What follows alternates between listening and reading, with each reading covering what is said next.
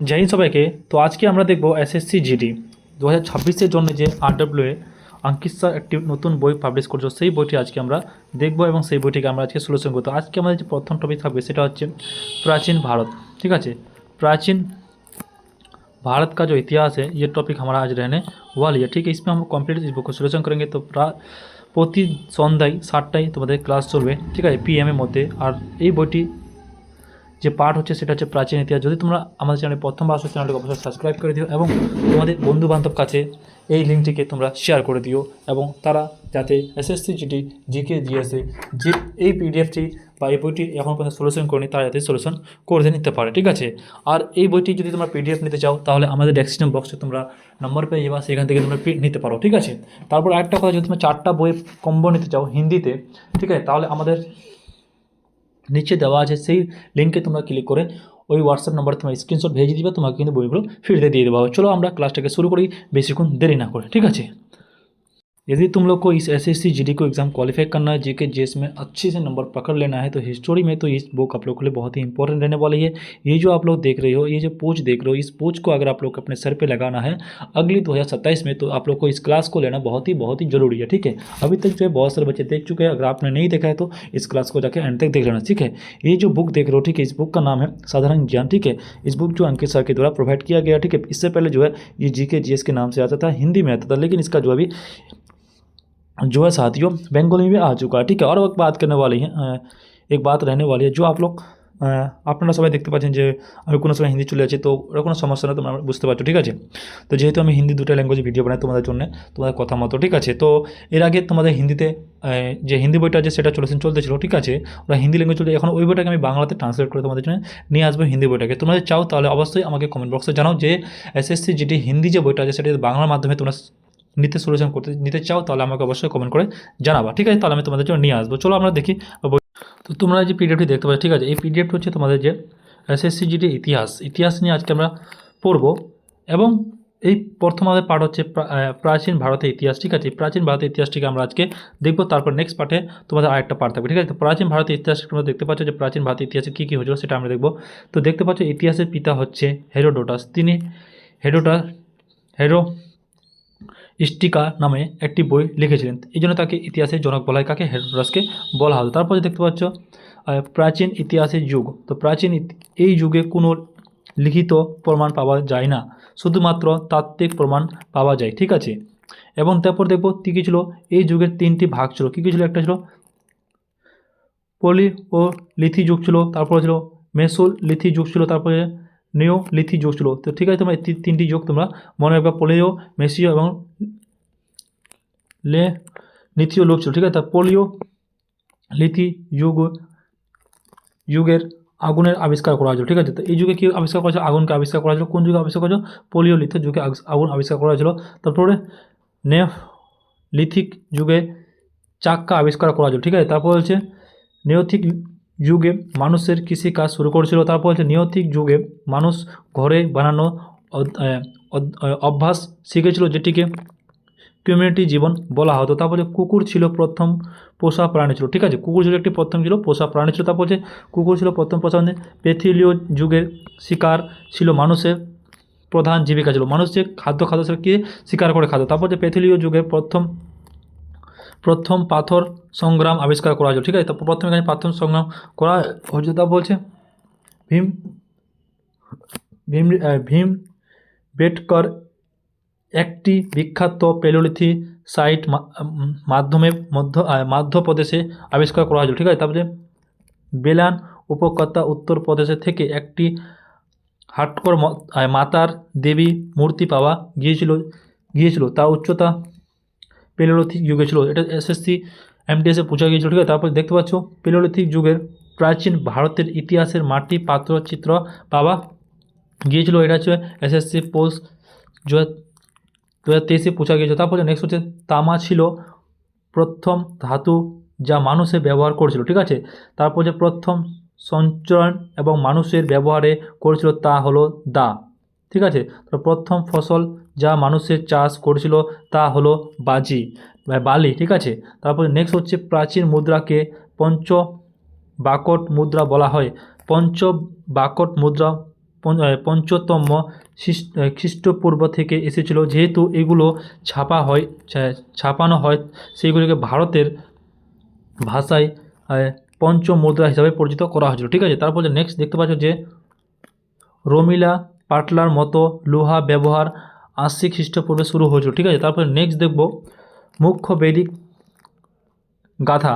তো মুখ্য বৈদিক গাথা কী ছিল দেখতে পাচ্ছ, বেদ ভারতের প্রাচীনতম পুস্তক, শব্দটি আকৃত হলো জ্ঞান। ঠিক আছে, মুখ্য বৈদিক গাথা, বেদের মোট সংখ্যা ছিল কয়টি ছিল, 8টি ছিল। কয়টি ছিল, মোট সংখ্যা ছিল 8টি। এটা সিজিলে পুছা গিয়েছে। ঠিক আছে, তারপর যে নেক্সট দেখতে পাচ্ছ,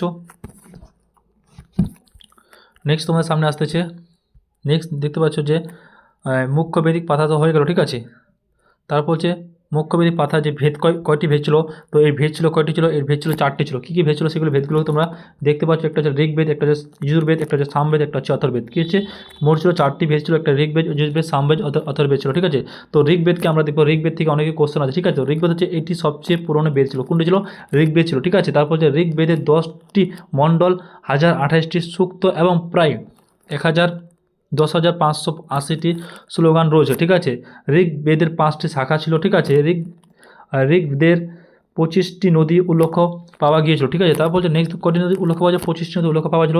তারপর ঋগ্বেদের নদী গঙ্গার নামে একবার এবং নদীর যমুনা নাম 3বার উল্লেখিত করা হয়েছিল। ঠিক আছে, গঙ্গা নাম একবার করেছে, যমুনা নাম 3বার উল্লেখিত করা হয়েছিল। এটা এসএসসি 2025 পূছা গিয়েছিল। ঠিক আছে, 2 ফেব্রুয়ারি 5 তারিখে পূজা। তা বলছে গায়ে মন্ত্র ইয়া রীতি বিশ্বমিত্রা রচনা করেছিল, যা তা ঋগ্বেদের 3য় মণ্ডল উল্লেখিত করা হয়েছিল। ঠিক আছে, তা বলছে ঋগ্বেদের 7ম মণ্ডল রাজা সুদাস এবং রাজা 10 রাজার মধ্যে যুদ্ধ বর্ণিত করা হয়েছিল। তা বলছে রাজা সুদাস এই যুদ্ধের জয় হয়েছিল। তা বলছে এই যুদ্ধে পার্লশিলি নদীর বর্তমান রাবি নদী নামে শীতের সংগঠিত করা হয়েছিল। ঠিক আছে, তা বলছে ঋগ্বেদের নবমণ্ডল দেবতা সমান উল্লেখিত করেছিল। ঠিক আছে, তারপর নেক্সট হচ্ছে যজুর্বেদ কি, এই বেদটি প্রসূত এবং শ্লোক আকারে লেখা রয়েছিল। এটি মূলত পূজা এবং তিজ কাজে সম্পর্কিত করা হয়েছিল। ঠিক আছে, তারপর যজুর্বেদের 2টি অংশ রয়েছে। ঠিক আছে, একটা হচ্ছে কৃষ্ণ যজুর্বেদ, একটা হচ্ছে শুদ্ধ যজুর্বেদ ছিল। ঠিক আছে, তারপর দেখবে নেক্সট সামবেদের সম্পর্কে আমরা যাবো। সামবেদে কী কী হয়েছিল, এই বেদে সামবেদ হচ্ছে, এই সামবেদে সম্পর্কে তথ্য পাওয়া গিয়েছিল, কারণ এই জন্য এটিকে ভারতের সঙ্গীতের কী বলা হতো হিসাবে পরিচিত করা হয়েছিল। ঠিক আছে, তারপর সামবেদের শব্দটি আক্ষরিক অর্থ হলো কি, গান।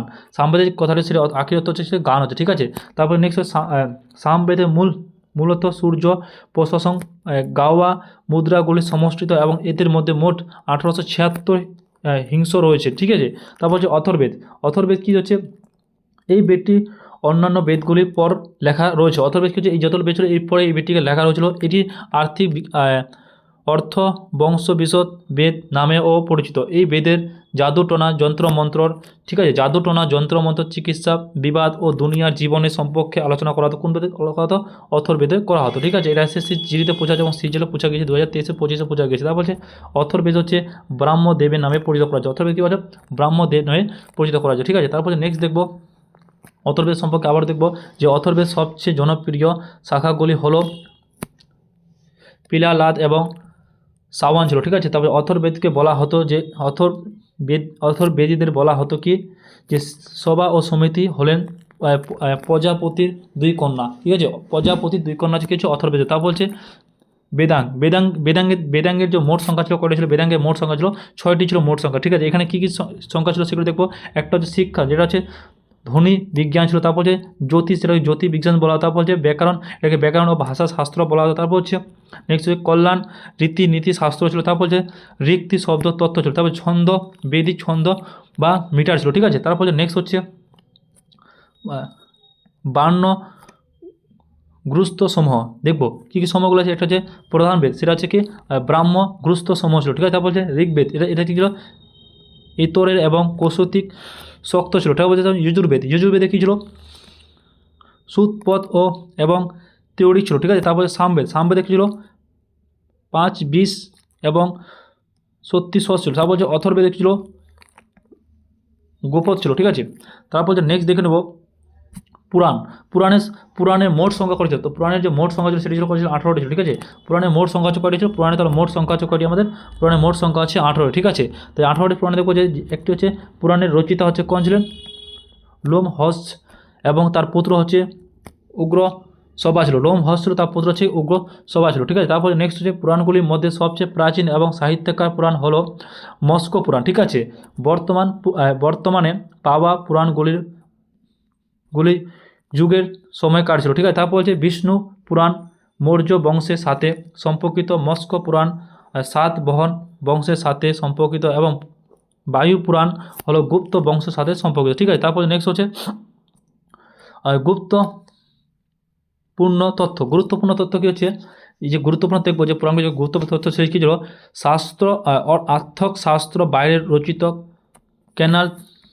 কন্নক তিনি বিষ্ণুগুপ্ত ও কলিক নামে পরিচিত ছিলেন, ঠিক আছে। তারপর যে অর্থশাস্ত্র মূল রাজনীতি হলো বিজ্ঞান, ঠিক আছে। অর্থশাস্ত্র মূল রাজনীতি বিজ্ঞান, এটি হলো একটি গ্রন্থ, এতে মৌর্য যুগের ইতিহাসে তথ্য আদান প্রদান করা হচ্ছে, ঠিক আছে। তারপর যে নেক্সট হচ্ছে রাজ রোহিণী বইটি রচিতা কালান, এটি কাশ্মীরের রাজাদের ইতিহাসে বর্ণিত করা হয়েছে। তারপর হচ্ছে অষ্টধারণ, এটি সাংস্কৃতিক ব্যাকরণ, ঠিক আছে। বইটি রচিত হচ্ছে পানিল ছিল, ঠিক আছে। তারপর হচ্ছে সবচেয়ে পুরনো স্মৃতি গ্রন্থ মনু স্মৃতি, যা মনু রচনা করেছিল, ঠিক আছে। তারপর নেক্সট হচ্ছে কথা সারিত সাগর রচিত সোমদের, এটি সাহিত্যিক কর্ম যা মূল সাংস্কৃতিক রচিত ছিল, ঠিক আছে। তারপর হচ্ছে নেক্সট হচ্ছে তামিল ভাষা এবং মহাকাব্য শিলা পোলথিক, দ্য জুয়েন্স অ্যাকলেস ইয়া উলাং আদিগণ 5-6 ষষ্ঠাদেবী রচনা করেছিল, ঠিক আছে। তারপরে নেক্সট তোমরা দেখতে পাচ্ছ নেক্সট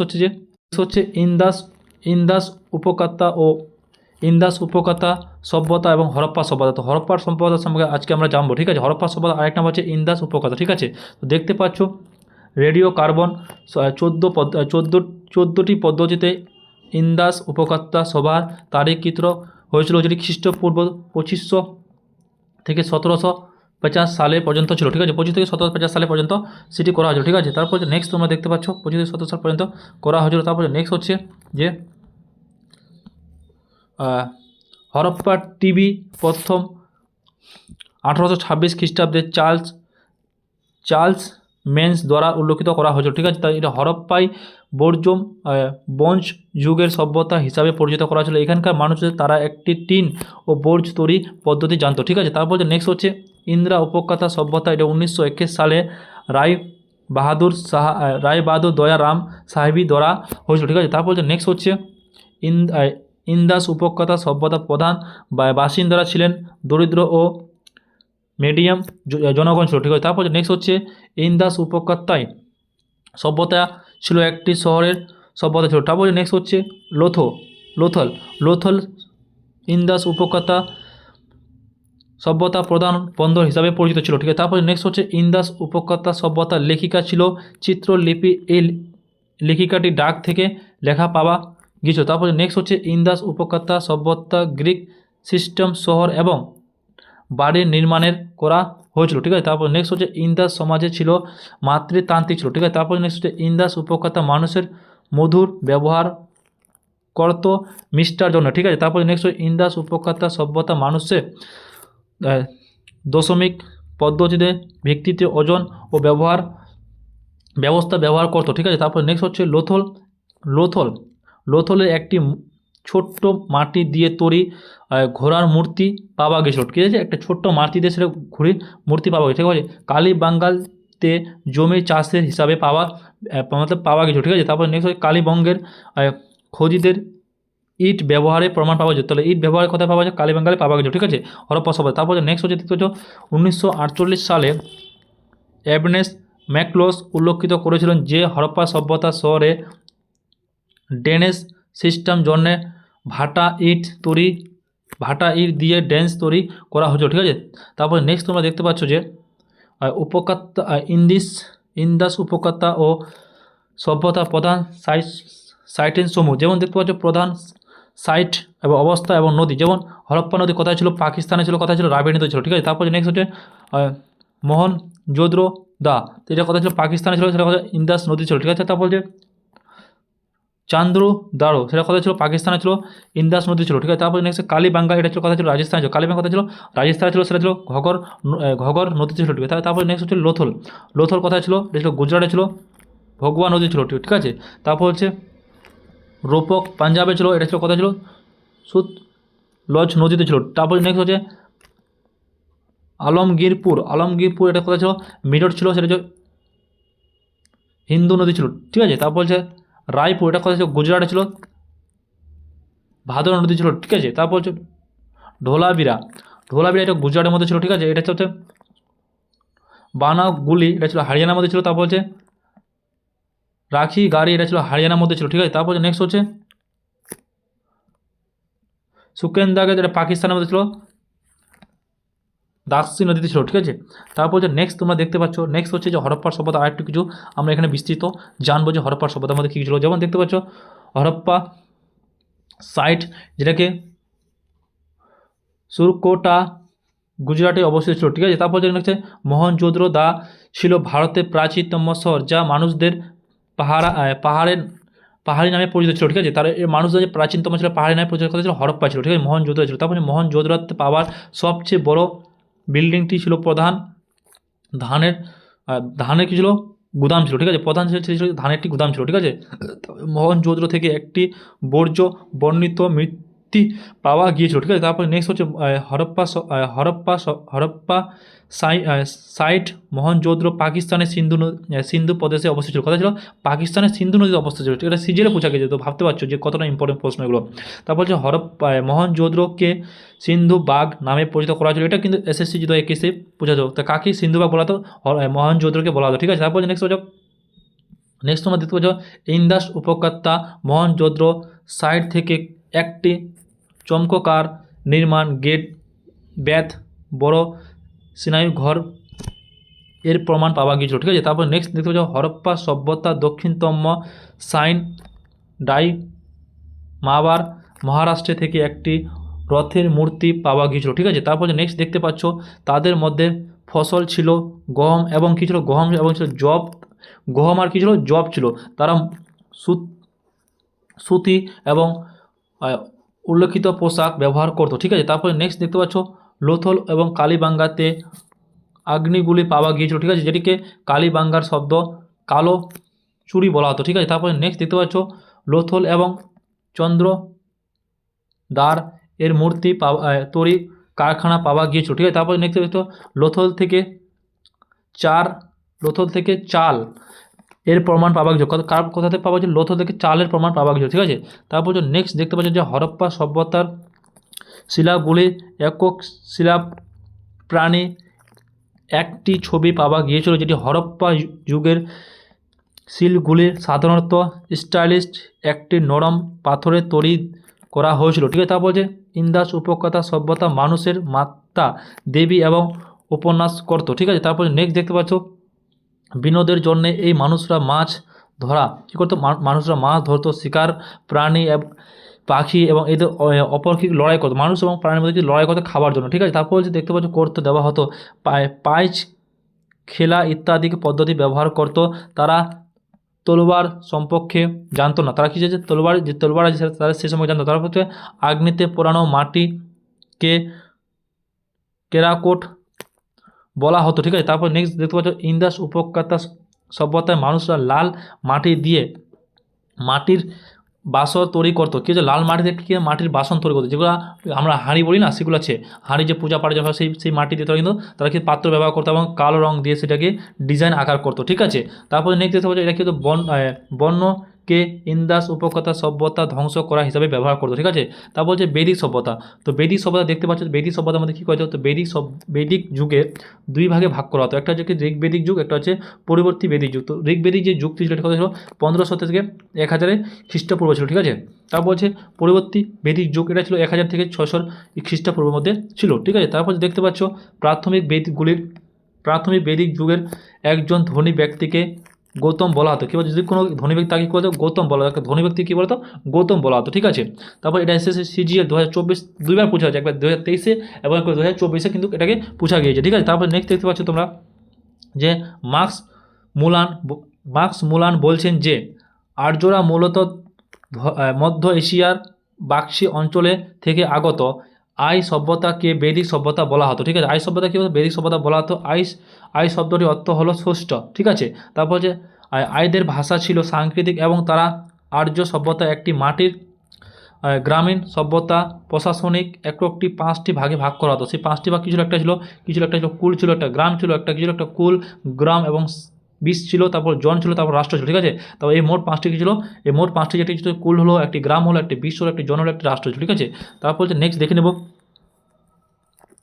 নেক্সট দেখতে পাচ্ছ যে আর্যদের প্রধান সামাজিক একক জন ছিল। তো আর্য যে প্রধান ছিল সামাজিক ছিল একক জন ছিল। ঠিক আছে, তারপর যে নেক্সট দেখতে পাচ্ছ যে তারপর নেক্সট হচ্ছে যে গ্রাম প্রধানকে প্রমাণিত বলা হতো। ঠিক আছে, তারপর যে বিশেষ প্রধানকে বিশপতি এবং জনপ্রধানকে রাজ্য বা জনপতি বলা হতো। ঠিক আছে, তারপর যে সভা এবং সমিতি ছিল সেই প্রতিষ্ঠানগুলি যারা রাজাকে প্রমাণ দিতে হতো। প্রাথমিক বেদিক যুগের নারীরা ও উভয় প্রতিষ্ঠিত অংশগ্রহণে করতে পারতো। ঠিক আছে, তারপর নেক্সট দেখো মেয়েকে দুহিত বলা হতো এবং গরুকে আঘন্না বলা হতো। ঠিক আছে, তারপর যে ঋগ্বেদিক সমাজের পোশাক ভিত্তি 4টি বর্ণ ছিল। একটি কী ছিল?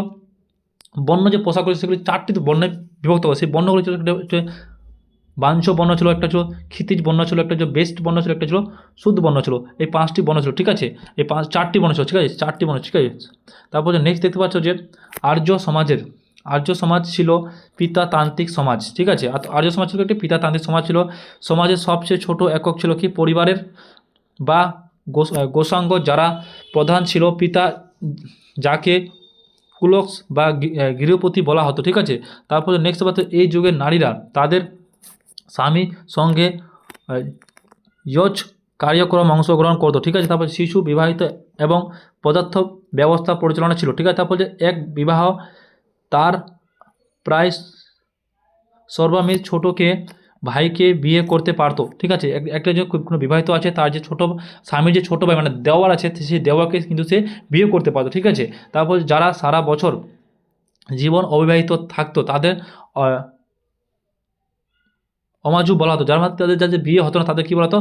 অমাজু বলা হতো। কিন্তু এখন তাদের কী বলে? আমরা কোয়ারা এত কোয়ারি বলি। যদি ছেলে থাকে তাহলে কোয়ারা, মেয়ে থাকলে কোয়ারি বলি। তারপর যে আর্যদের প্রিয়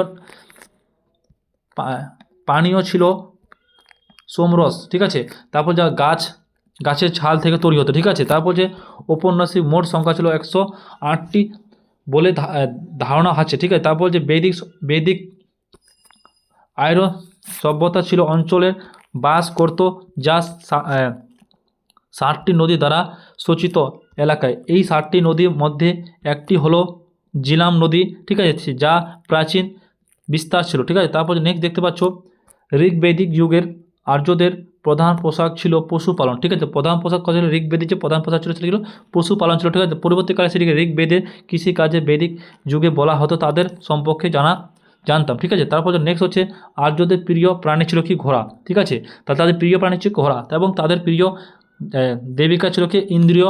আর্যদের পোশাকে ছিল উলু, সুতি এবং চামড়া দিয়ে তৈরি হতো। কি? উলু, সুতি এবং চামড়া দিয়ে তৈরি হতো। তারপর নেক্সট হচ্ছে বৈদিক যুগের আর্য শব্দটি ব্যবহার করা হতো। এই যুগের মানুষরা লৌহ ধাতুর সঙ্গে পরিচিত ছিল না। ঠিক আছে, তারপরে নেক্সট হচ্ছে গোবিন্দ শব্দটি গুরু গুপ্ত বর্ণ করতো। তারপরে বৈদিক গুরু হত্যা করলেন মৃত্যুদণ্ডে এবং দেশে থেকে বাইরে বিধান ছিল। ঠিক আছে, তারপর হচ্ছে নেক্সট দেখতে পাচ্ছ বৈদিক যুগে 4টি বর্ণ প্রচলিত ছিল। সেই বর্ণগুলো কী ছিল? সেই বর্ণগুলো আমরা দেখব। তো বৈদিক যুগে 4টি বর্ণ ছিল। একটা হচ্ছে বাঞ্ছ বর্ণ, একটা হচ্ছে তিক্ছি বর্ণ, একটা বেদিজ বর্ণ, একটা হচ্ছে শুদ্ধ বর্ণ। এই 4টি বর্ণ ছিল। সেই 4টি বর্ণ এটা কবে পড়ে? এটা আবার কিন্তু 2024 পূছা হয়েছে সিজিএল পরীক্ষা। ঠিক আছে, তো মোস্ট ইম্পর্টেন্ট টপিক। ঠিক আছে, তারপর দেখো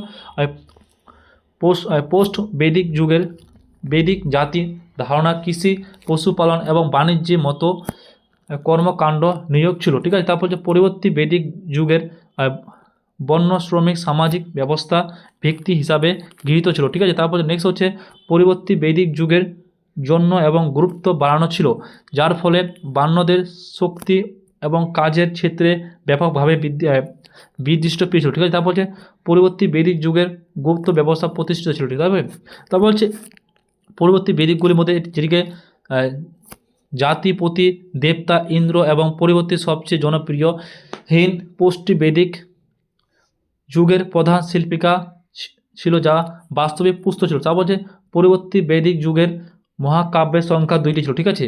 মহাকাব্যের সংখ্যা কত ছিল? 2টি ছিল, ঠিক আছে। তারপরে নেক্সট দেখব, নেক্সট তোমরা দেখতে পাচ্ছি মহাভারতের পুরনো নাম কি ছিল? জয় সংহিতা ছিল। তো মহাভারতের পুরনো একটা নাম ছিল, সেটা কি জয় সংহিতা ছিল। তারপর নেক্সট হচ্ছে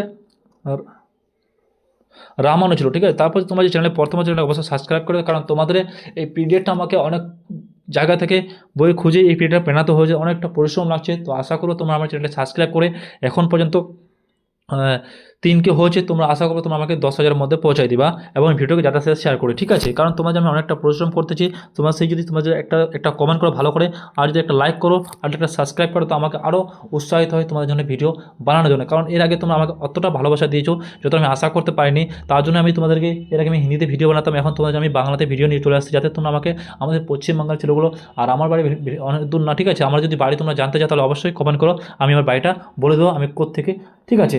আর তোমরা আমাদেরকে যতটা ভালোবাসা দিয়েছো হিন্দিতে, অতটা ভালোবাসা তোমার বাংলাতে, কারণ তোমাদের আমি বাংলাতে নিয়ে আসছি তোমাদের জন্য, ঠিক আছে, যাতে তোমরা সিলেকশনটা ভালো করে পড়াশোনা করে নিজের যে স্বপ্ন সেটাকে পূরণ করতে পারো। এই জন্য আমাকে যতটা পরিশ্রম করতে হোক, যে ল্যাঙ্গুয়েজে ভিডিও বানাতে হোক, আমি সেই ল্যাঙ্গুয়েজে ভিডিও নিয়ে আসতেছি তোমাদের জন্য, ঠিক আছে। তারপর হচ্ছে পরবর্তী বেদগুলি পশুপালন এবং পরবর্তী কৃষি প্রধান পেশা হয়ে উঠছিল, ঠিক আছে। তারপর পরবর্তী বৈদিক যুগের আর্য হাতিয়ার, বাঘ, বন্য, চাল এবং মাছ সম্পর্কিত পরিচিত হন, ঠিক আছে। তারপর নেক্সট দেবো ঋগ্বেদিক যুগের প্রধান নদী সমূহ দেখবো, যেমন দেখবো প্রাচীন নদী এবং আধুনিক নদী। প্রাচীন নদী কী হচ্ছে?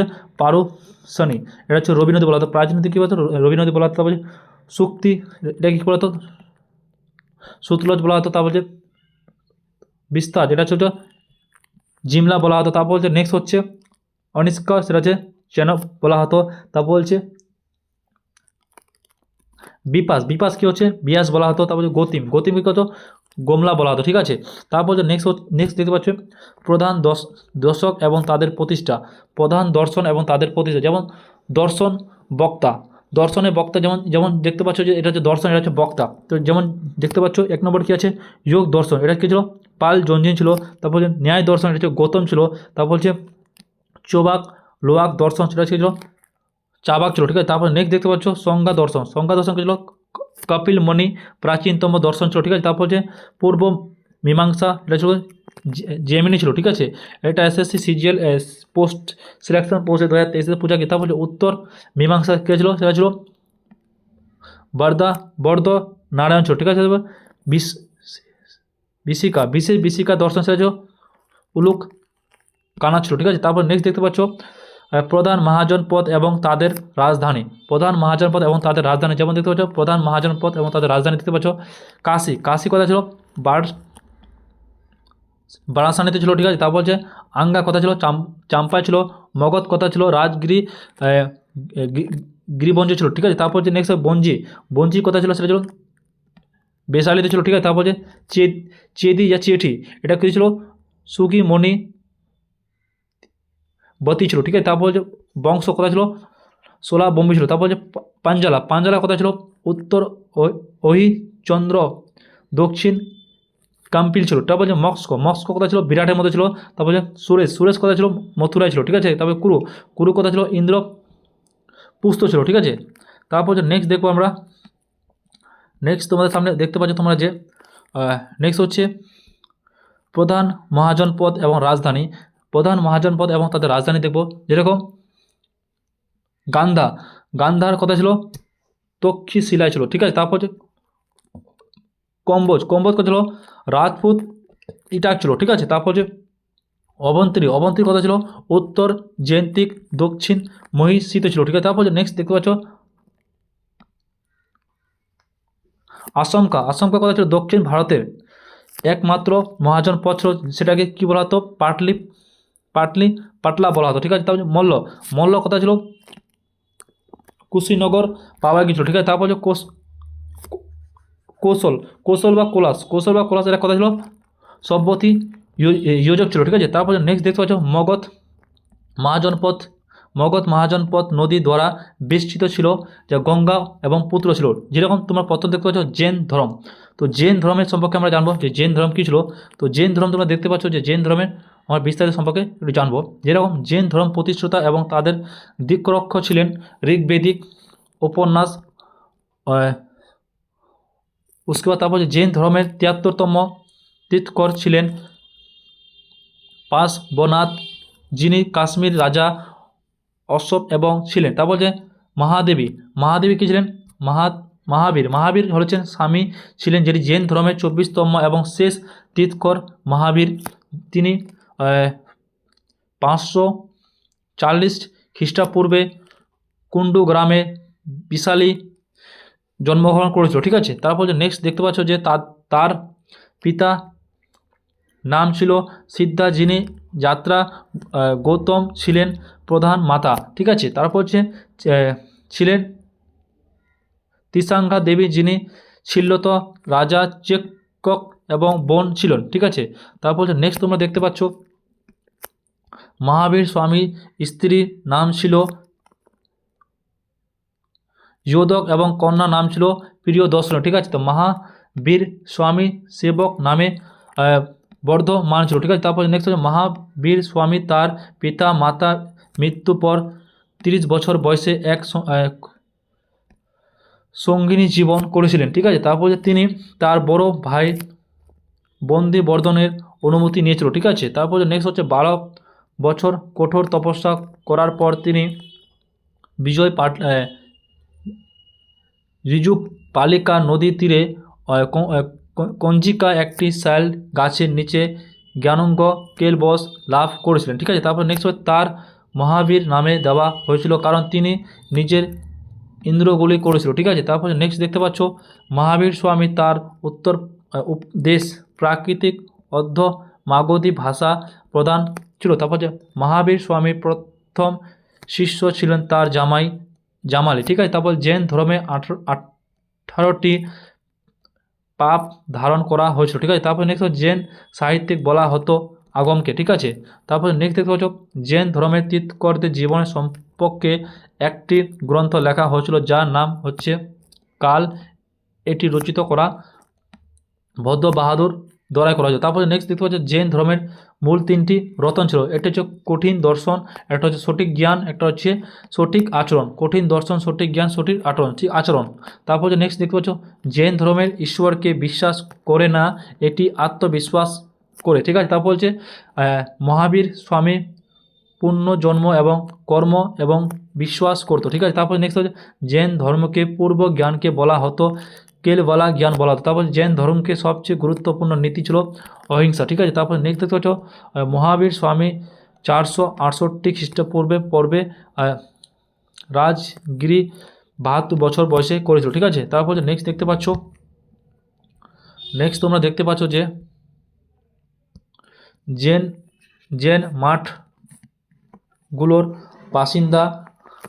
বাসিত বলা হতো। ঠিক আছে, তারপর মথুরা ছিল মৌর্য যুগের পরবর্তী সময়কে জৈন ধর্মে একটি জনপ্রিয় কেন্দ্র ছিল। ঠিক আছে, তারপর বলছে খজুরা মধ্যপ্রদেশের এর অবস্থিত জৈন মন্দিরে ছিল, যেটিকে জৈন ধর্ম একটি গুরুত্বপূর্ণ স্থান ছিল। ঠিক আছে, তারপর নেক্সট দেখতে পাচ্ছ খিজুরা মন্দির ছিল চেন্দেলি রাজার দ্বারা নির্মিত করা হতো। ঠিক আছে, তারপর যারা জৈন ধর্মে বিশ্বাস করতো তাদের মধ্যে উল্লেখ্য ছিল রাজাগুলি, যেরকম দেখতে পাচ্ছ উদয়ন, তারপর হচ্ছে ভান দত্ত ছিল, তারপর চন্দ্রগুপ্ত মৌর্য ছিল, তারপর হচ্ছে খারাবেলা ছিল, তারপর হচ্ছে অর্য গবেশ ছিল। ঠিক আছে, তারপর চন্দ্রলা রাজরা ছিল। ঠিক আছে, তারপরে নেক্সট দেখতে পাচ্ছ জৈন ধর্মে তার অত্যাধিক ধারাগুলির সংখ্যা 10 থেকে গ্রহণ করা হয়েছে। ঠিক আছে, তারপর প্রধান জৈন সভা পাটলিপুত্র প্রায় 300 খ্রিস্টপূর্বে অনুষ্ঠান করেছিল এবং সভাপতি নামে ছিল একটি, যেটিকে শুল্কভদ্র বলা হতো। ঠিক আছে, তারপর নেক্সট দেখতে পাচ্ছ দ্বিতীয় জৈন সভা 6ষ্ঠ শতাব্দী বল্লভী গুজরাট অনুষ্ঠিত হয়েছিল এবং সভাপতি ছিলেন বেদিক খিন্নমাশ্রম ছিল। ঠিক আছে, তারপর নেক্সট দেখতে পাচ্ছ প্রথম জৈন ভাষা জৈন ধর্ম 2 ভাগে বিভক্ত করা হয়েছিল। ঠিক আছে, একটা হচ্ছে সভ্যতা, যারা সাদা কাপড় পরিধান করতো, ঠিক আছে। তারপর নেক্সট হচ্ছে দিগম্বর, যারা কাপড়ে পরিধান করবে না, ঠিক আছে। তারপর নেক্সট দেখতে পাচ্ছ সেব্যতা ছিল একটি স্থূল ভদ্র এবং শিষ্য, এবং দিগম্বর ছিল একটি ভদ্ররায় এবং শিষ্য। পূর্ব উৎসবের জৈন সম্প্রদায় দ্বারাই উপার্জিত হতো, ঠিক আছে। তারপর নেক্সট দেখতে পাচ্ছ বৌদ্ধ ধর্ম। তো বৌদ্ধ ধর্ম কী ছিল? বৌদ্ধ ধর্ম প্রতিষ্ঠাতা হলেন গৌতম বুদ্ধ, যাকে এশিয়ার আলো বলা হতো। তো এশিয়ার আলো কাকে বলা হতো? গৌতম বুদ্ধকে বলা হতো, ঠিক আছে। তারপরে নেক্সট হচ্ছে গৌতম বুদ্ধ 363 খ্রিস্টপূর্বে লম্বিত কালম্পিক বংশতে জন্মগ্রহণ করেছিল, ঠিক আছে। তারপরে তার পিতাকে নাম ছিল সভ্যধন, যিনি বাক্য বংশের প্রধান ছিল, ঠিক আছে। তারপর যে বুদ্ধি মায়ের নামে ছিলেন এটিকে মায়া দেবী, যিনি তাদের জন্ম সপ্তাহের দিনে মারা যান। তাকে তাদের মাপি প্রজাপতি গৌতমী বড় করতো, ঠিক আছে। তারপরে নেক্সট হচ্ছে গৌতম বুদ্ধের সেবক নাম ছিল সিদ্ধার্থ। তিনি 16 বছর বয়সে শ্রদ্ধাধান নামে এক মহিলাকে বিয়ে করেছিলেন এবং তার এক পুত্র ছিল, যেটিকে রাহুল ছিল, ঠিক আছে। তারপরে একবার কলি বংশের ব্রহ্ম সময় সিদ্ধান্ত এক বৃদ্ধ, এক রোগী, এক মাতৃদেহ, এক সন্ন্যাসী দেখেন, যার তার মনকে আত্মকৃত দুঃখিত করে তুলত, ঠিক আছে। তারপরে নেক্সট দেখতে পাচ্ছ সিদ্ধান্ত মানুষের কষ্ট মুক্ত করার সংকল্প নিয়ে 19 বছর বয়সে সংসার ত্যাগ করেন, এবং যা বৌদ্ধ ধর্ম নিয়মিত নামে পরিচিত ছিল, ঠিক আছে। তারপরে নেক্সট দেখতে পাচ্ছ ভিন্ন স্থান ঘুরে ঘুরে শিক্ষা গ্রহণ করে সিদ্ধান্ত প্রথম আলার কালাম ও রুনা কারাম মুনিতি নামক দুই গুলি থেকে শিক্ষা যেন যারা সংখ্যা দর্শনে অনুষ্ঠানিত করতো, ঠিক আছে। তারপর যে নেক্সট দেখতে পাচ্ছ 6 বছর কঠোর তপস্যা করার পরে সিদ্ধান্ত বৈশাখী পূর্ণিমা রাত্রে নির্জনার ফাঙ্গু বা পূর্ণ নদীর তীরে একটি পিছল গাছের তলায় জ্ঞান লাভ করছো, সেটা কি IB ACOতে গার্ডেন 2তে 2024 পৌঁছা গেছে, ঠিক আছে। তারপর দেখতে পাচ্ছ গৌতম বুদ্ধ তার প্রথম ধর্ম সারণায় দেন এবং বৌদ্ধ ধর্মপ্রচলিত নামে পরিচিত। তা বলছে বুদ্ধের প্রথম 2 জন শুদ্ধ তপস্যা এবং ভবিকে কেন্দ্র করে বৌদ্ধ ধর্ম আগামীকালে হিসাবে গ্রহণ করা হয়েছিল, ঠিক আছে। তারপর নেক্সট দেখতে পাচ্ছ যে বুদ্ধ যখন পাতাতে প্রচার করতে গিয়েছিল, সেখানে এক লোহার কারিগরকে অম্ব বাগানে তিনি অবস্থা করেছিলেন, তিনি তাকে খাবার দিয়েছিলেন, যা খাবার পরে বুদ্ধ পেটের অসুস্থ ভঙ্গিত এবং প্রচণ্ড কষ্ট পেয়ে থাকে, ঠিক আছে। তারপর নেক্সট দেখতে পাচ্ছ যে বৌদ্ধ পাবা পৌঁছায় পর সেখানে একটি লোহা কারিগরকে অস্ত্র বাগানের ব্যবস্থা করেছিলেন। তিনি তাকে কিছু খাবার দিয়েছিল, যার কারণে যুদ্ধ পেটের রোগে অস্ত্র ব্যথায় আক্রান্ত হন এবং প্রচণ্ড কষ্ট পান, এবং তারপর তিনি কৃষ্ণনগরে যান। সেখানে তিনি তার শখের উপদেশদের সুবোধকে এখানে 483 খ্রিস্টপূর্ব থেকে 80 বছর বয়সে বুদ্ধ মহাপরিণত লাভ করেছিলেন, যা বৌদ্ধ ধর্মগ্রন্থে বুদ্ধ মৃত্যু পরিপ্রেক্ষিত উল্লেখিত করা হয়েছিল, ঠিক আছে। তারপরে নেক্সট দেখতে পাচ্ছ যে বৌদ্ধ ধর্মের 3টি রতন ছিল। একটা হচ্ছে বুদ্ধ, একটা হচ্ছে ধব্য, একটা হচ্ছে সঙ্ঘ। বুদ্ধ ধব্য সঙ্ঘ, যেমন দেখতে পাচ্ছি যে বৌদ্ধ ভিকারিদের ব্যবস্থাকে বলা হতো বিহার এবং পূজা স্থলে বলা হয়েছিল, ঠিক আছে। তারপরে চতুর্বোধ কাশী সিঙ্গল পর বৌদ্ধ ধর্মের 2 ভাগে বিভক্ত করা হয়েছিল, যাকে হিরানা এবং মায়ানা বলা হতো, ঠিক আছে। তারপর যে বৌদ্ধকে জ্ঞানের লাভ ঘটনার পরে বৌদ্ধ ধর্মকে সামপেন হিসাবে পরিচিত করা হতো, ঠিক আছে। তারপরে নেক্সট হচ্ছে বৌদ্ধ সাহিত্য 3 পিকট ভাগ করা হতো। একটা হচ্ছে সুপিকট, একটা হচ্ছে বিনয় পিকট, একটা হচ্ছে অভিধাম পিকট, ঠিক আছে। যেমন দেখতে পাচ্ছ যে বুদ্ধের প্রিয় শিষ্য আন্দোলন ও অনুরাগে বুদ্ধ নারীদের উদ্যোগে সংঘর্ষণে প্রতিবেশন অনুষ্ঠিত দিয়েছিল। ঠিক আছে, তারপর যে মহাবোধ মন্দির কম্প প্লেন সরাসরি বুদ্ধের এর জীবনের সাথে সম্পর্কিত ছিল। ঠিক আছে, তারপর নেক্সট দেখতে পাচ্ছ আত্মজীবিকা মতবাদ প্রতিষ্ঠিত করলেন, যাকে মাক্কালি পুল সোলাং ছিল। তারপর যে বৌদ্ধ ধর্ম পবিত্র দিকে ছিল এশিয়া। ঠিক আছে, তারপর নেক্সট বৌদ্ধ ধর্মের পালি ভাষায়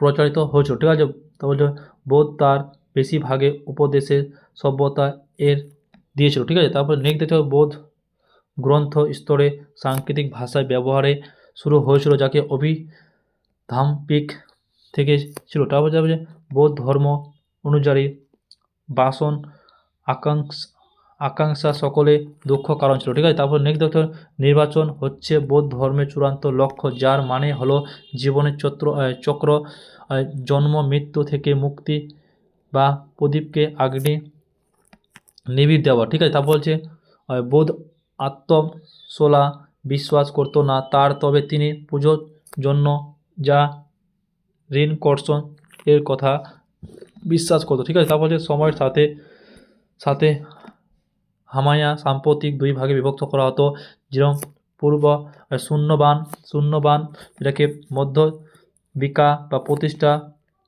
নাক্স জুন, তারপর যে বিজ্ঞান বা যেটাকে যোগচারক প্রতিষ্ঠা মেত্রী ইয়া নাটক বলা হতো। ঠিক আছে, তারপর নেক্সট দেখো সুয়োপিককে প্রাথমিক বৌদ্ধ ধর্ম বিশ্বকোষ বলা হতো। ঠিক আছে, তারপর যে যুদ্ধপূর্ব বঞ্জের গল্পগুলো যা পতাকা কাহিনী নামে পরিচিত ছিল। তারপর যে সুকাইন এবং বর্ণিত তীব্রতাকে বৌদ্ধ ধর্মে প্রচার করেছিল, যা পদ্ম সভ্যতা যিনি একজন সভ্য ভিক্ষা ছিল। ঠিক আছে, তারপর যে নেক্সট নান্দা এবং বিক্রমলিস বিশ্ববিদ্যালয়গুলি ছিল, যেটিকে বৌদ্ধ শিক্ষা প্রচারের প্রধান কেন্দ্রিত ছিল। তারপর হচ্ছে বুদ্ধ অষ্টশৃঙ্গ পথে 8টি পদক্ষেপকে মধ্যপথে মধ্যবিত্ত পাদি পথ বলা বর্ণিত করেছিল, যা দুঃখ থেকে মুক্তি পথ ছিল। ঠিক আছে, তারপর নেক্সট অশোকা মেদিনীনাথ কানিশক এবং হবস বৌদ্ধ ধর্মে প্রচারিত বিশেষ অবদান রেখেছিল। তারপর যে বিহার ও পশ্চিমবঙ্গের পালা রাজারা বৌদ্ধ ধর্মকে প্রচারে অন্যান্য আবেদন রেখেছিল। ঠিক আছে, তারপর হচ্ছে নেক্সট দেখতে পাচ্ছ, নেক্সট আমরা চলে যাবো নেক্সট পেজ হচ্ছে যুদ্ধের পঞ্চশীলের নীতি বর্ণ চন্দ্র উপনিষদ থেকে পাওয়া যায়, যাকে উল্লেখিত উৎসবে মূলত হামায়ুন সাথে সম্পর্কিত ছিল। ঠিক আছে, তারপর দেখা হচ্ছে বৌদ্ধ পরিষদ। তো বৌদ্ধ পরিষদ কী ছিল, যেরকম কাউন্সিল, সময়কাল, বয়স এবং স্থান এবং সভাপতি এবং রাজ্যতন্ত্রকাল। ঠিক আছে, তো দেখবো আমরা যে প্রথম বৌদ্ধ পরিষদ কবে হয়েছিল, 483 খ্রিস্টপূর্ব হয়েছিল। স্থান হচ্ছে রাজগিরি ছিল। তবে সভাপতি ছিল মহাকাশপাস অযোগ্যা শস্ত্র ছিল। ঠিক আছে, দ্বিতীয় বৌদ্ধ পরিষদ যেটাকে 383 খ্রিস্টপূর্ব ছিল। তারপর যে এটা স্থান ছিল বেশালে ছিল। সভাপতি কী ছিল, সাবাক কামরি শুম্ভকারী, যেটাকে কালো শোকা বলা হতো। ঠিক আছে, তারপরে নেক্সট দেখতে পাচ্ছ, নেক্সট হচ্ছে তৃতীয় বৌদ্ধ পরিষদ, যেটাকে 250 থেকে 251 BC ছিল। ঠিক আছে, যেটাকে পাটলিপুত্র সেই সভাপতি কী ছিল, মোগলি পূর্বাঞ্চল। ঠিক আছে, অশোক ছিল। ঠিক আছে, তারপর চতুর্থ বৌদ্ধ পরিষদ, যেটাকে প্রথম সিংকুলি, যেটাকে কুণ্ড বনা কাশ্মীর ছিল, সেটা ছিল সভাপতি কী ছিল, বসুমিত্রা, যেটাকে কনিন বলা হতো। ঠিক আছে, তারপর নেক্সট দেখতে পাচ্ছ সেব ধর্ম কী ছিল, সেব ধর্মের সম্পর্কে জানবো। যারা লর্ডশিপকে পূর্বে পূজা করছো তাদেরকে সেব ভক্ত বলা হতো, এবং শিবিরের পূজার প্রথমে প্রমাণিত হরপ্পা সভ্যতা পাওয়া গিয়েছিল। ঠিক আছে, তারপর হচ্ছে নেক্সট হচ্ছে ঋগ্বেদের শিবকে রুড নামে উল্লেখিত করা হয়েছিল। ঠিক আছে, তারপর হচ্ছে অথর্ববেদের শিবকে ভবা সব পশু পুলিত এবং ভূপতিত নামে উল্লেখিত করা হয়েছিল। ঠিক আছে, তারপর নেক্সট হচ্ছে তন্ত্র হলো শিব ধর্মের সবচেয়ে পুরনো যন্ত্র এবং প্রতিষ্ঠানিত ছিল। তারপর হচ্ছে লালুনি, যিনি শিবকে 18টি অবতারণার মধ্যে একজন হিসাবে বিচিত্র হন। ঠিক আছে, কুষাণু শাসকদের মুদ্রা শিব এবং নদীর একসাথে দর্শিত হয়েছিল। এটা বলছে লিঙ্গ পূজার স্পষ্ট বর্ণনা মস্কো পূর্ব পাওয়া গিয়েছিল। ঠিক আছে, তারপর হচ্ছে খ্রিস্ট ধর্ম। খ্রিস্ট ধর্ম কী ছিল? খ্রিস্ট ধর্ম থেকে বলছে খ্রিস্টান ধর্মকে প্রতিষ্ঠাতা হলেন যীশু খ্রিস্ট ছিল। ঠিক আছে, তাদের সাধারণত যীশু খ্রিস্ট নামে পরিচিত। তারপর হচ্ছে নেক্সট হচ্ছে খ্রিস্ট ধর্মের প্রধান ধর্মিত গ্রন্থ হলো বাইবেল। ঠিক আছে, তো খ্রিস্টদের প্রধান ধর্মিত কিন্তু বাইবেল ছিল। তারপর হচ্ছে যীশু খ্রিস্ট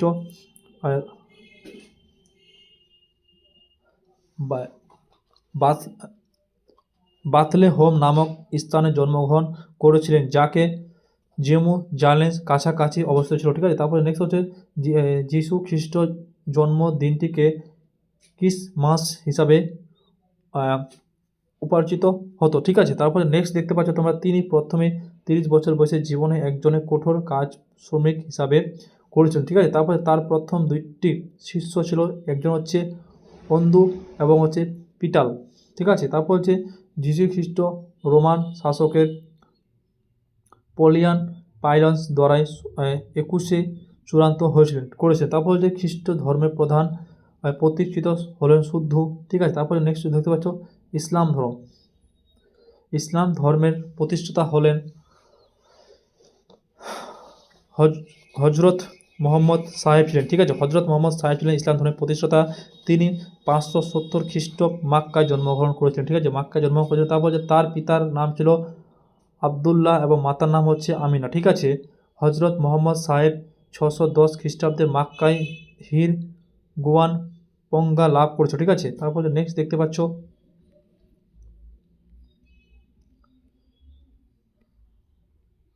নেক্সট হচ্ছে মক্কা থেকে মদিনায় হজরত মোহাম্মদ সাহেবের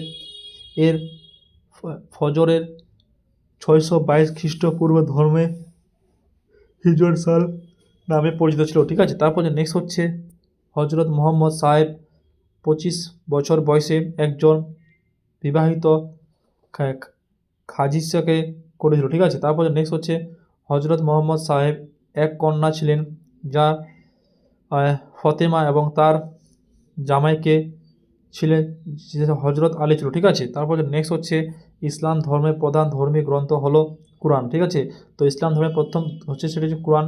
তারপর হচ্ছে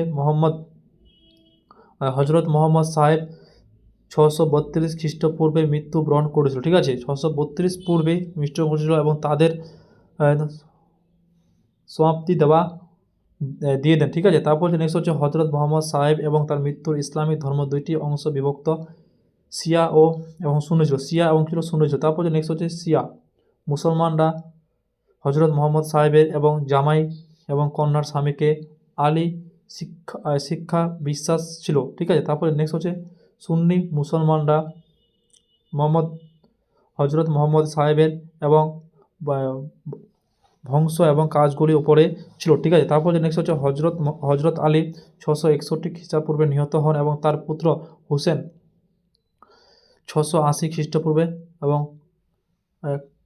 কারবালায় যুদ্ধে নিহত হয়েছিল। ঠিক আছে, তারপরে নেক্সট হচ্ছে হজরত মোহাম্মদ সাহেব এবং তার উত্তর সূত্র খালিফা বলা হতো, যা খালিফা ইসলামিক বিশ্বাস 1924 সালে খ্রিস্টাব্দে পর্যন্ত। তার কারণে এই চুক্তি শাসনে কালমা পাশা খলিফা পদ বাতিল করেছিল। ঠিক আছে, তারপরে নেক্সট হচ্ছে ফার্সি ধর্ম, যেটাকে জোস্টিয়ানিজম বলা হতো। ঠিক আছে, তারপরে নেক্সট হচ্ছে ফার্সি ধর্মের প্রতিষ্ঠাতা ছিলেন রাজা থুস ইরানি ছিলেন। ঠিক আছে, তার শিক্ষাসমূহ জেন অ্যাডভেঞ্চার নামে একটি বই সংকলিত ফার্সি ধর্মের প্রধান ধর্মীয় গ্রন্থ ছিল। ঠিক আছে, তারপরে নেক্সট হচ্ছে ফার্সি ধর্মের প্রধান উৎসব হলো নতুন বছরের উৎসবে, যা পরবর্তী উৎসব হিসাবে উদযাপিত ছিল। ঠিক আছে, তারপর নেক্সট হচ্ছে জ্যেষ্ঠ ও ইয়ানিজম একটি একস্ববাদী ধর্ম ছিল। ঠিক আছে, তারপর যে এই অনুসারে একমাত্র ঈশ্বরের আরুণ আরুণা মর্যাদাতে বিশ্বাস করেছো, ঠিক আছে। তারপর হচ্ছে খ্রিস্টান ধর্ম। খ্রিস্টান ধর্ম সম্পর্কে একটু জানে নাও, ঠিক আছে। ফার্স্ট ধর্ম জানো, এখন হবে খ্রিস্টান ধর্ম। তো খ্রিস্টান ধর্ম কী সেটা আমরা একটু জানে নেওয়া যাক। খ্রিস্টান ধর্ম হচ্ছে কী, যেটা দেখতে পাচ্ছ তোমরা, যে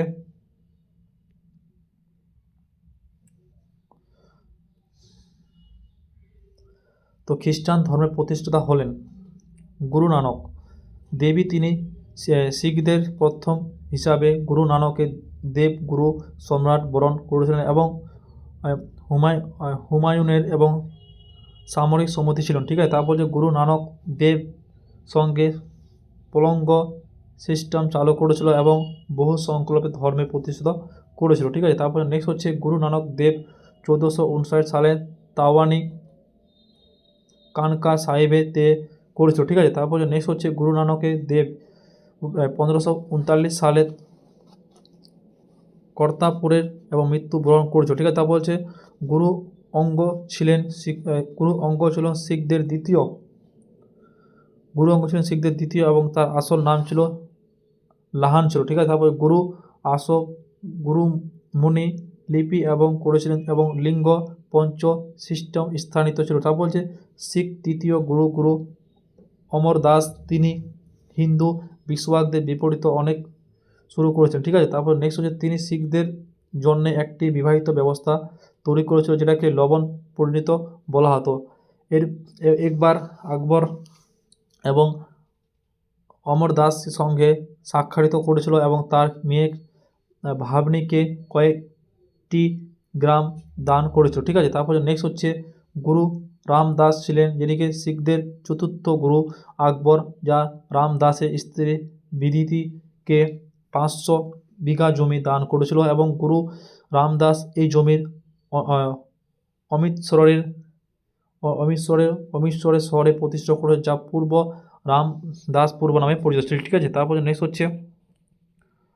নেক্সট দেখবো আমরা নেক্সট পেজে, যে চ্যানেলটি অবশ্যই তোমরা সাবস্ক্রাইব করতে, ঠিক আছে, এবং ভিডিওকে যাদের সাথে তোমার বন্ধু বান্ধবকে শেয়ার করতে। তারপরে নেক্সট দেখতে পাচ্ছি গুরু অর্জুনের দেবী ছিলেন শিক্ষকদের পঞ্চগুরু।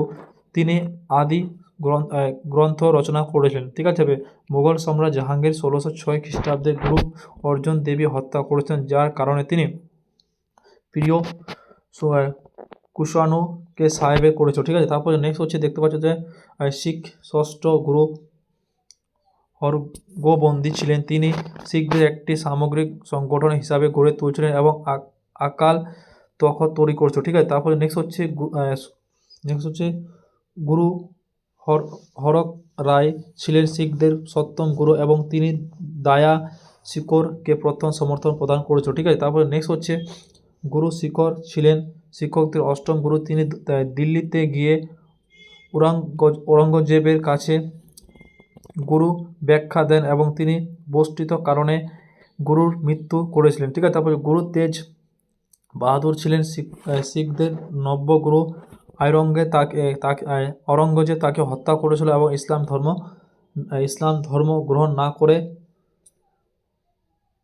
করার কারণ ছিল, ঠিক আছে। তারপরে নেক্সট হচ্ছে গুরু গোবিন্দ সিং ছিলেন খ্রিস্ট ধর্মের দশম এবং শেষ গুরু ছিল, ঠিক আছে। তারপরে গুরু গোবিন্দ সিং 1666 খ্রিস্টাব্দে পাটনায় শহরে জন্মগ্রহণ করেছিল, ঠিক আছে। তার বাসর ব্যবস্থা নামে পরিচিত আনন্দপুরে সাহিবি ছিল, ঠিক আছে। তারপর গুরু গোবিন্দ সিং 1708 খ্রিস্টাব্দে নন্দ মৃত্যু বরণ করেছিল, ঠিক আছে। তারপর নেক্সট হচ্ছে তিনি পাহলু সিস্টেম চালু করেছিল, ঠিক আছে। তারপর তিনি শিখদের জন্য 5টি বঞ্চকার বাধ্যতামূলক করেছিল। সেটি হচ্ছে একটি হচ্ছে কেস, তারপর হচ্ছে কাঙ্গা কোল কেস শির, তারপর হচ্ছে কাঙ্গা কোল তারপর হচ্ছে কুপান তলোয়ার, তারপর নেক্সট হচ্ছে কাঁচা বিশেষ ধরনের আন্ডোয়ার ছিল, ঠিক আছে। তারপর নেক্সট হচ্ছে কারা লোহা অথবা শিল্ড অংশটি ছিল, ঠিক আছে। তারপরে নেক্সট হচ্ছে তিনি পুরুষদের নামে শেষ হিংস এবং নারীদের নামে শেষ কোলস যোগ নির্দেশ দিয়েছিল, ঠিক আছে। তারপরে নেক্সট হচ্ছে 1999 খ্রিস্টাব্দে বেসালিতে খালাস পোস্ট প্রতিষ্ঠা করেছিল, ঠিক আছে। তারপরে নেক্সট হচ্ছে তার দুই পুত্র ফরেদ সিং এবং জওয়ান সিংকে আওয়াজ খান দেওয়ালির মাধ্যমে জীবিত পাথরের চাপাই দিয়ে হত্যা করা হয়েছিল, ঠিক আছে। তারপর নেক্সট হচ্ছে গুরু গোবিন্দ সিং গুরু গোবিন্দ সিং আদিকে বর্তমানে স্থায়িত রূপে গঠন করে এবং বলে যে গুরুবাণী এখানের শিখ ধর্মের গুরু শিখ কাজ করবে। ঠিক আছে, তারপর বলছে বান্দা বাহাদুর কে ছিলেন? বান্দা বাহাদুর 1670 সালে পঞ্চু জেলায় রাজোদি গ্রামে জন্মগ্রহণ করেছিল। তার সেবক নাম ছিল লাঞ্চ দেবী। ঠিক আছে, তারপর যে নেক্সট তার পিতার নাম হচ্ছে রামদেবী। তিনি হচ্ছেন লোহগড়কে তাকে রাজধানী হিসাবে প্রতিষ্ঠিত করেছিলেন। তিনি গুরু নানকের দেব এবং গুরু গোবিন্দ সিং এর নামে মুদ্রা জারি করেছিল। ঠিক আছে, তারপর নেক্সট হচ্ছে বান্দ বাহাদুর ওয়ানি খান শীত হিন্দু অঞ্চলে মুঘল ফৌজদারিকে হত্যা করেছিল। ঠিক আছে, যে মুঘল সম্রাটে ফারুক কাউসি এর আদেশে 1716 সালে বন্দর বাহাদুরকে মৃত্যুদণ্ড দিয়েছিল। ঠিক আছে, তারপর নেক্সট হচ্ছে মহারাজা রঞ্জিত সিং। তো মহারাজা রঞ্জিত সিং 1780 সালে 13ই নভেম্বরে গুজরাওনাতে জন্মগ্রহণ করেছিল। ঠিক আছে, তারপর নেক্সট হচ্ছে 1909 সালে 25শে এপ্রিলে অমিত্র চুক্তিতে সাই হয়েছিলেন, যাকে মহারাজা রঞ্জিত সিংয়ের এবং ব্রিটিশ ইস্ট ইন্ডিয়া কোম্পানি প্রতিষ্ঠিত চার্লস মেস্টকলস এর মাধ্যমে ছিল। ঠিক আছে, তারপর নেক্সট হচ্ছে মহারাজা রঞ্জিত সিং বিদেশ মুদ্রা ছিল, যাকে ফকির আজিউলউদ্দিন এবং আর্থিক মন্ত্রী ছিলেন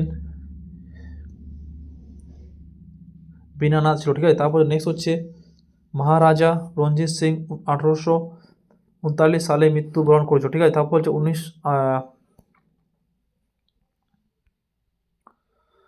1846 সালে ভাইরান চুক্তি সাই হয়েছিল, যেটি ব্রিটিশে এবং রাজা দলিত সিং এর মাধ্যমে হয়েছিল। ঠিক আছে, তারপর নেক্সট দেখব মহারাজা রঞ্জিত সিং এর অধীনে পাঞ্জাবের ধর্ম রাজধানী ছিল অমৃতসর। ঠিক আছে, পাঞ্জাব অমৃতসর এবং রাজনীতির রাজধানী ছিল লাহোর। ঠিক আছে, তারপর বৈষ্ণব ধর্ম। তো বৈষ্ণব ধর্ম হচ্ছে সম্পর্কে তথ্য উপনিবেশ এর পাওয়া যায়। ঠিক আছে, তারপরে নেক্সট হচ্ছে এটি ভগত ধর্ম থেকে বিস্তৃত হয়েছিল। ঠিক আছে, তারপর বৈষ্ণব ধর্মের প্রতিষ্ঠাতা ছিলেন বসুদেব কৃষ্ণ, যিনি বিষ্ণু ভক্তি যাদব গুপ্ত থেকে ছিলেন। তার ব্যবস্থা ছিল মথুরা। ঠিক আছে, তারপর নেক্সট শ্রীকৃষ্ণ প্রথম উল্লেখিত চণ্ডিত উপনিবেশ এর পাওয়া যায়, যেখানে তাকে বৈদেশিক এবং পুত্র এবং অঙ্গিরায় এর শিষ্য হিসাবে উল্লেখিত করা হয়েছে। ঠিক আছে, তারপর মৎস্য পুরাণ এর বিষ্ণু 10 অবতার উল্লেখিত পাওয়া গেছে। ঠিক আছে, যেরকম দেখতে পাচ্ছ, প্রথম হচ্ছে প্রধান মতামত এবং আচরণ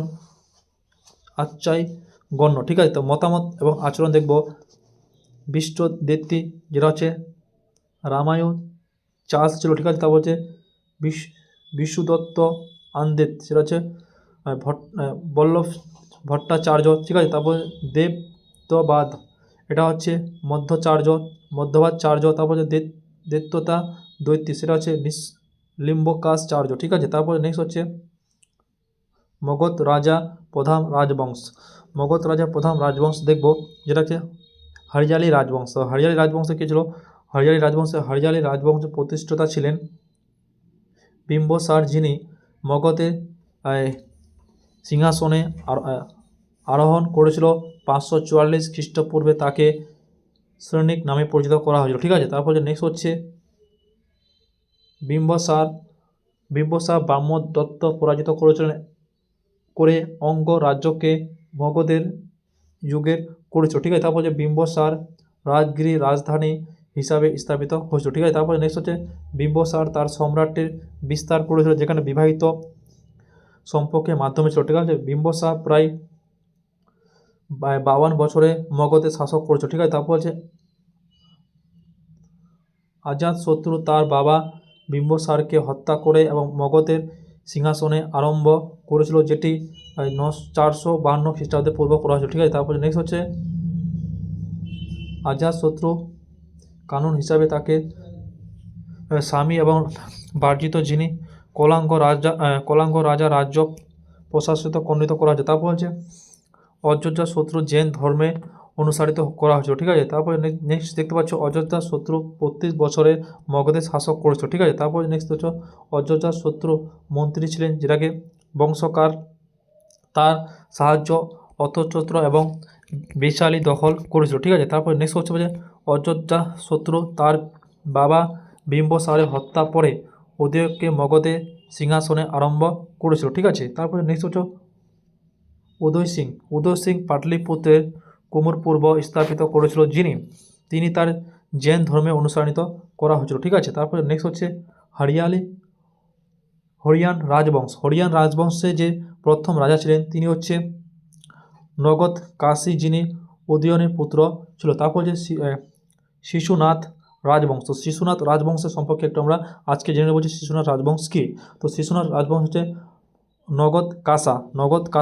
নগদ কাসাকে তার মন্ত্রী শিশুনাথ উৎখাস করেছিলেন, যেটাকে শিশুনাথ রাজবংশে প্রতিষ্ঠিত করা হয়েছিল, যেটাকে 412 খ্রিস্টপূর্বে করা হয়েছে। কবে করা হয়েছে? 412 খ্রিস্টপূর্বে করা হয়েছিল। ঠিক আছে, তারপরে নেক্সট শিশুনাথে তার রাজধানী পাটলিপুত্র থেকে স্থানান্তরিত করে বৈশালীতে স্থান গ্রহণিত করেছিল। ঠিক আছে, তারপরে আমরা নেক্সট পেজ চলে যাবো। নেক্সট পেজ দেখতে পাচ্ছি শিশুনাথের সম্পর্কে আরেকটু জানবো। তো শিশুনাথের অভ্যন্তরীণ এবং বংশের রাজ্যকে মগধের সম্রাটের অন্তর্ভুক্ত করেছিল।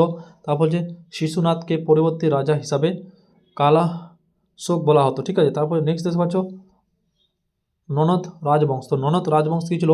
ননদ রাজবংশ প্রতিষ্ঠাতা ছিলেন মহাপন্দ ননদ ছিল। ঠিক আছে, তারপর হচ্ছে ননদ রাজবংশের শেষ রাজা ছিলেন আমাদের ধন ননদ ছিল। ঠিক আছে, তারপর হচ্ছে ননদ রাজবংশের তার রাজধানী ছিল বিশাল সেনাবাহিনীর জন্য পরিচিত ছিল। ঠিক আছে, তারপরে নেক্সট দেখতে পাচ্ছ ননদ আলেকজান্ডার এর সময়কালীন ছিল। ঠিক আছে, তারপর হচ্ছে চন্দ্রগুপ্ত মৌর্য তাকে যুদ্ধের মাধ্যমে পরাজিত করেছিল এবং মগধের মর্যাদাকে বংশকে প্রতিষ্ঠিত করেছিল। ঠিক আছে, তারপর হচ্ছে নেক্সট হচ্ছে আলেকজান্ডার গ্রিক আক্রমণকারী। তো আলেকজান্ডার গ্রিক আক্রমণকারী জানবো যে আলেকজান্ডার 356 খ্রিস্টপূর্বে জন্মগ্রহণ করেছে। কত 356 খ্রিস্টপূর্বে জন্মগ্রহণ। তার পিতার নাম ছিল আমাদের ফিলিপ দ্বিতীয়, তিনি মেসিডোনিস রাজা ছিলেন। ঠিক আছে, তারপরে নেক্সট দেখতে পাচ্ছ আলেকজান্ডার শিক্ষক ছিলেন, যেটাকে অ্যারিস্টটলের শিক্ষা ছিলেন পোটল, এবং পোটলের শিক্ষা ছিলেন সুকেনসিন। ঠিক আছে, তারপর হচ্ছে আলেকজান্ডার 326 খ্রিস্টপূর্বে ভারতে আক্রমণ করেছিল। ঠিক আছে, তারপর হচ্ছে আলেকজান্ডার যুদ্ধ পাঞ্জাবের রাজা পুরুষ এর সাথে ছিল। তারপর হচ্ছে এই যুদ্ধের জেলাম নদীর তীরে অনুষ্ঠিত হয়েছিল, যেটাকে ইতিহাসে এই যুদ্ধের হায়াদাসী যুদ্ধ বা জেলার যুদ্ধ হিসাবে পরিচিত করা হয়েছিল। ঠিক আছে, তারপর নেক্সট দেখতে পাচ্ছ ভারতের 19 মাস থাকার পরেও আলেকজান্ডার সেনা বিনিয়োগ নদীর পার হতে অস্বীকৃত করেছিল। ঠিক আছে, তারপরে নেক্সট দেখতে পাচ্ছ আলেকজান্ডার শেষ বিজয় ছিল পাটাল ছিল। ঠিক আছে, তারপর আলেকজান্ডারের প্রিয় ঘোড়ার নাম ছিল কি? বকে ফেলা। ঠিক আছে, তারপর নেক্সট দেখছো আলেকজান্ডারের 325 খ্রিস্টপূর্বে ফিরে যান, যিনি ভারতের দার্শনিকদের কালাঙ্গানাকে সংহিত করেছিল। ঠিক আছে, তারপর নেক্সট আলেকজান্ডার 323 খ্রিস্টপূর্বে বালি লনের মৃত্যুবরণ করেছিলেন, তার বয়স মাত্র 33। ঠিক আছে, তারপরে মৌর্য বংশের সম্পর্কে একটু আমরা জানবো যে মৌর্য বংশ কী ছিল। তো মৌর্য বংশ হচ্ছে দেখছে মৌর্য বংশের প্রতিষ্ঠাতা ছিল আমাদের চন্দ্রগুপ্ত মৌর্য। ঠিক আছে, মৌর্য বংশের শাসক কবে হয়েছিল? এটা ছিল 137 ছিল। ঠিক আছে, তারপরে চন্দ্রগুপ্ত মৌর্য ষণ্ড কাটা নামে পরিচিত ছিল। ঠিক আছে, তারপরে দেখতে পাচ্ছি চন্দ্রগুপ্ত মৌর্য প্রধান মন্ত্রী ছিলেন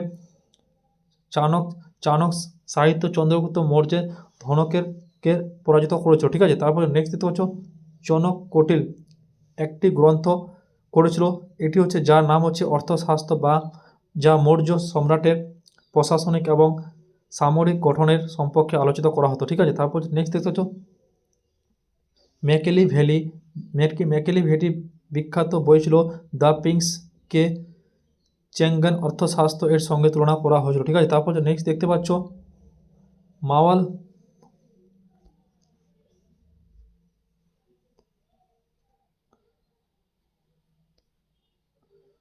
তারপরে দেখতে পাচ্ছ মাওয়াল গুজরাট এবং মহারাষ্ট্রে চন্দ্রগুপ্তকে মৌর্য দখল করেছে। তো চন্দ্রগুপ্ত মৌর্য 322 খ্রিস্টপূর্বে মগধকে সিংহাসনে আরোহণ করেছিল। ঠিক আছে, তারপরে নেক্সট দেখতে পাচ্ছ চন্দ্রগুপ্ত মৌর্য ছিলেন জৈন ধর্মে অনুসারিত, তার ধর্মগুলির মধ্যে ভদ্রবাহা ছিল। ঠিক আছে, তারপর হচ্ছে সেলীয় উপত্যকার নিকটে তার কন্যা কেরোনিয়াকে চন্দ্রগুপ্ত মৌর্য সঙ্গে বিবাহিত করেছিল। ঠিক আছে, তারপর চন্দ্রগুপ্ত মৌর্য 500 হাতি সেলুকাসকে নিকটে উপহার দিয়েছিল। ঠিক আছে, তারপর নেক্সট দেখবো আমরা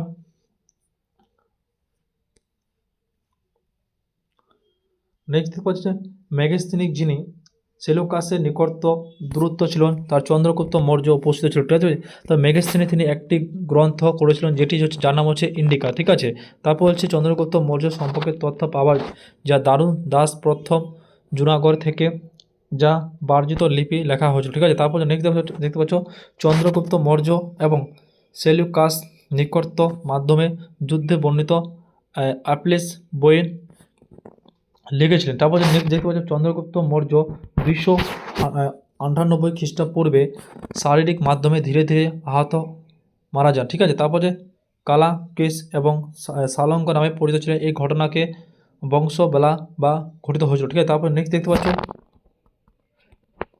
বিন্দাসার। তো বিন্দাসারের সম্পর্কে একটু জানবো যে বিন্দাসার কি ছিল?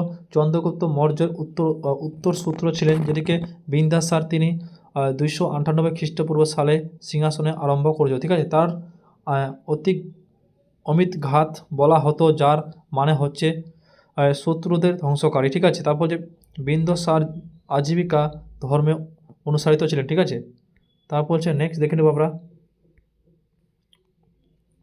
তারপর নেক্সট দেখতে পাচ্ছ গ্রিক দূত ডামা চামড়া সিরিয়া রাজা অন্টকাস প্রথম দ্বিতীয় বিন্দুসারে প্রেরিত হয়েছিলেন। ঠিক আছে, তারপর যে বৌদ্ধ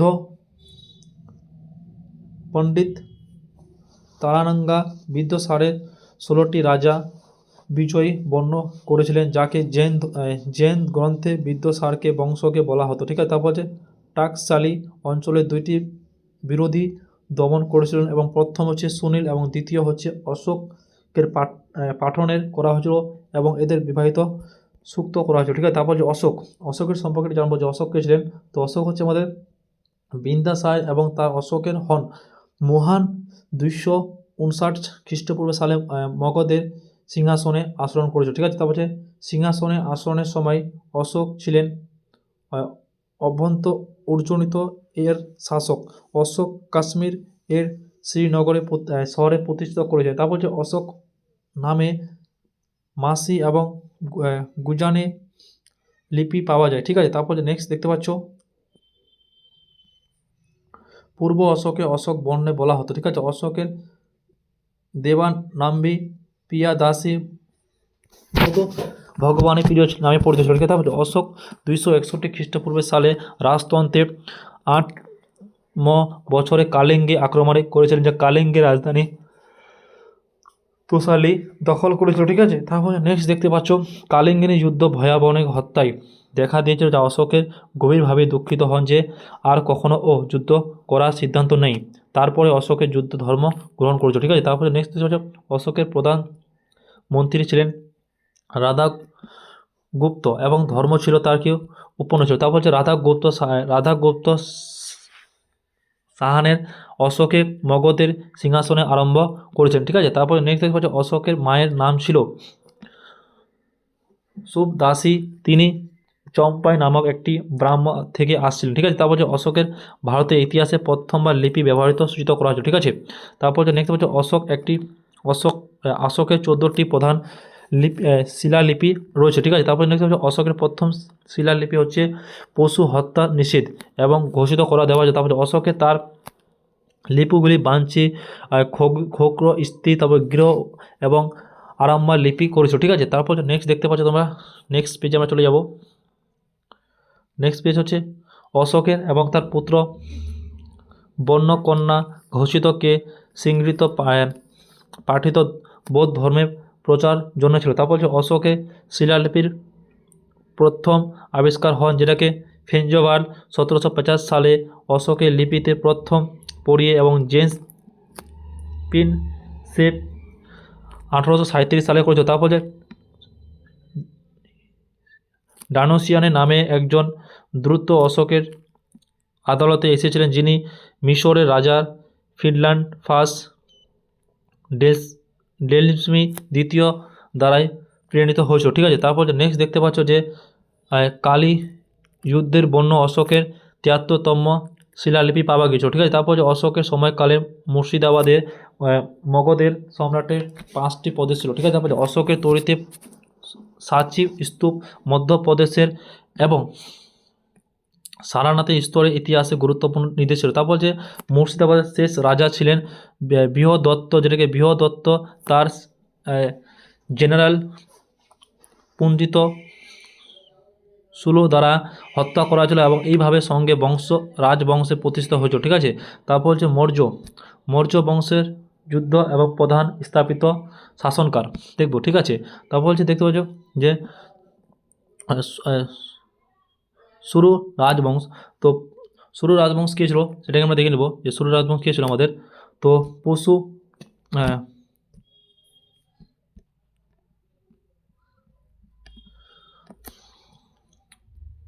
পুষ্যমিত্র সঙ্গে ছিলেন শুরু রাজবংশের প্রতিষ্ঠাতা, যিনি মৌর্য রাজ্যের বৃহদত্ত এবং সেনাপতি ছিলেন। ঠিক আছে, তারপর যে পুষ্যমিত্র শুরু বংশের রাজবংশের ছিলেন। ঠিক আছে, তারপরে নেক্সট হচ্ছে এই যুগের মানুমতি নামক প্রাচীন ভারতের আইন গ্রন্থ বর্তমান রূপে পরিচিত হয়েছিল। ঠিক আছে, তারপরে নেক্সট দেখতে পাচ্ছ পুষ্যমিত্র 2টি অশ্বমেধ যোগা সম্প্রদায় করেছিলেন। তার রাজগৃহ পুরনো পাটলা জিঞ্জি এর মাধ্যম ছিল। ঠিক আছে, তারপর নেক্সট দেখো কালিঙ্গা রাজা খারবেলা পুষ্যমিত্র শত্রুকে পরাজিত করেছিল। ঠিক আছে, তারপর নেক্সট কালিঙ্গা রাজা খারবেলা জৈন ধর্মে অনুষ্ঠিত করেছিল। ঠিক আছে, তারপর যে শুরু রাজবংশের শেষ রাজা ছিলেন আমাদের দেবভিত ছিলেন। তারপর যে কম্ব রাজবংশ কি দেবতী এর হত্যাকারী বসুদের ছিলেন, তার মাধ্যমে কন্দা রাজবংশ প্রতিষ্ঠিত করা হয়েছিল। ঠিক আছে, তারপরে কন্দা রাজবংশের শেষ রাজা ছিলেন আমাদের সুমন ছিলেন। ঠিক আছে, তারপর নেক্সট দেখতে পাচ্ছ দেখবে কান্দা রাজবংশের শেষ রাজা ছিলেন আমাদের সুনান সেমজি। তারপর নেক্সট দেখতে পাচ্ছ তোমার যে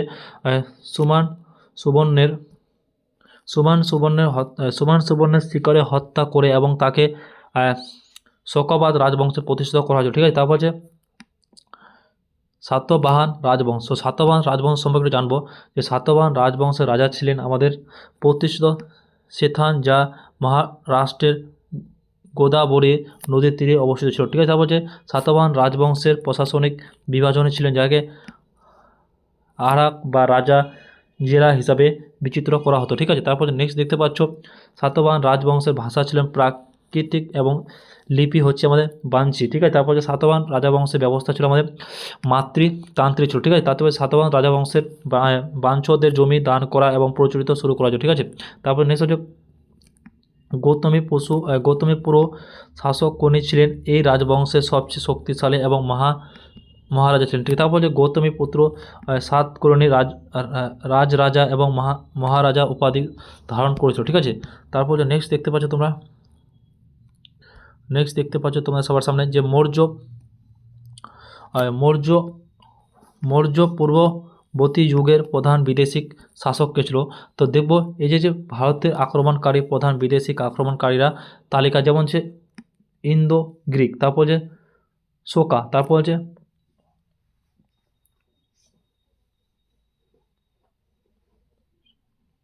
পোলোভা, তারপর হচ্ছে কুষাণ। ঠিক আছে, তারপর নেক্সট দেখবো যে ইন্দো গ্রিক কী ছিল এর সম্পর্কে আমরা জানবো যে ভারতের প্রথম প্রবেশ করার স্বীকৃতি ডিমিট্রিয়া এর তিনি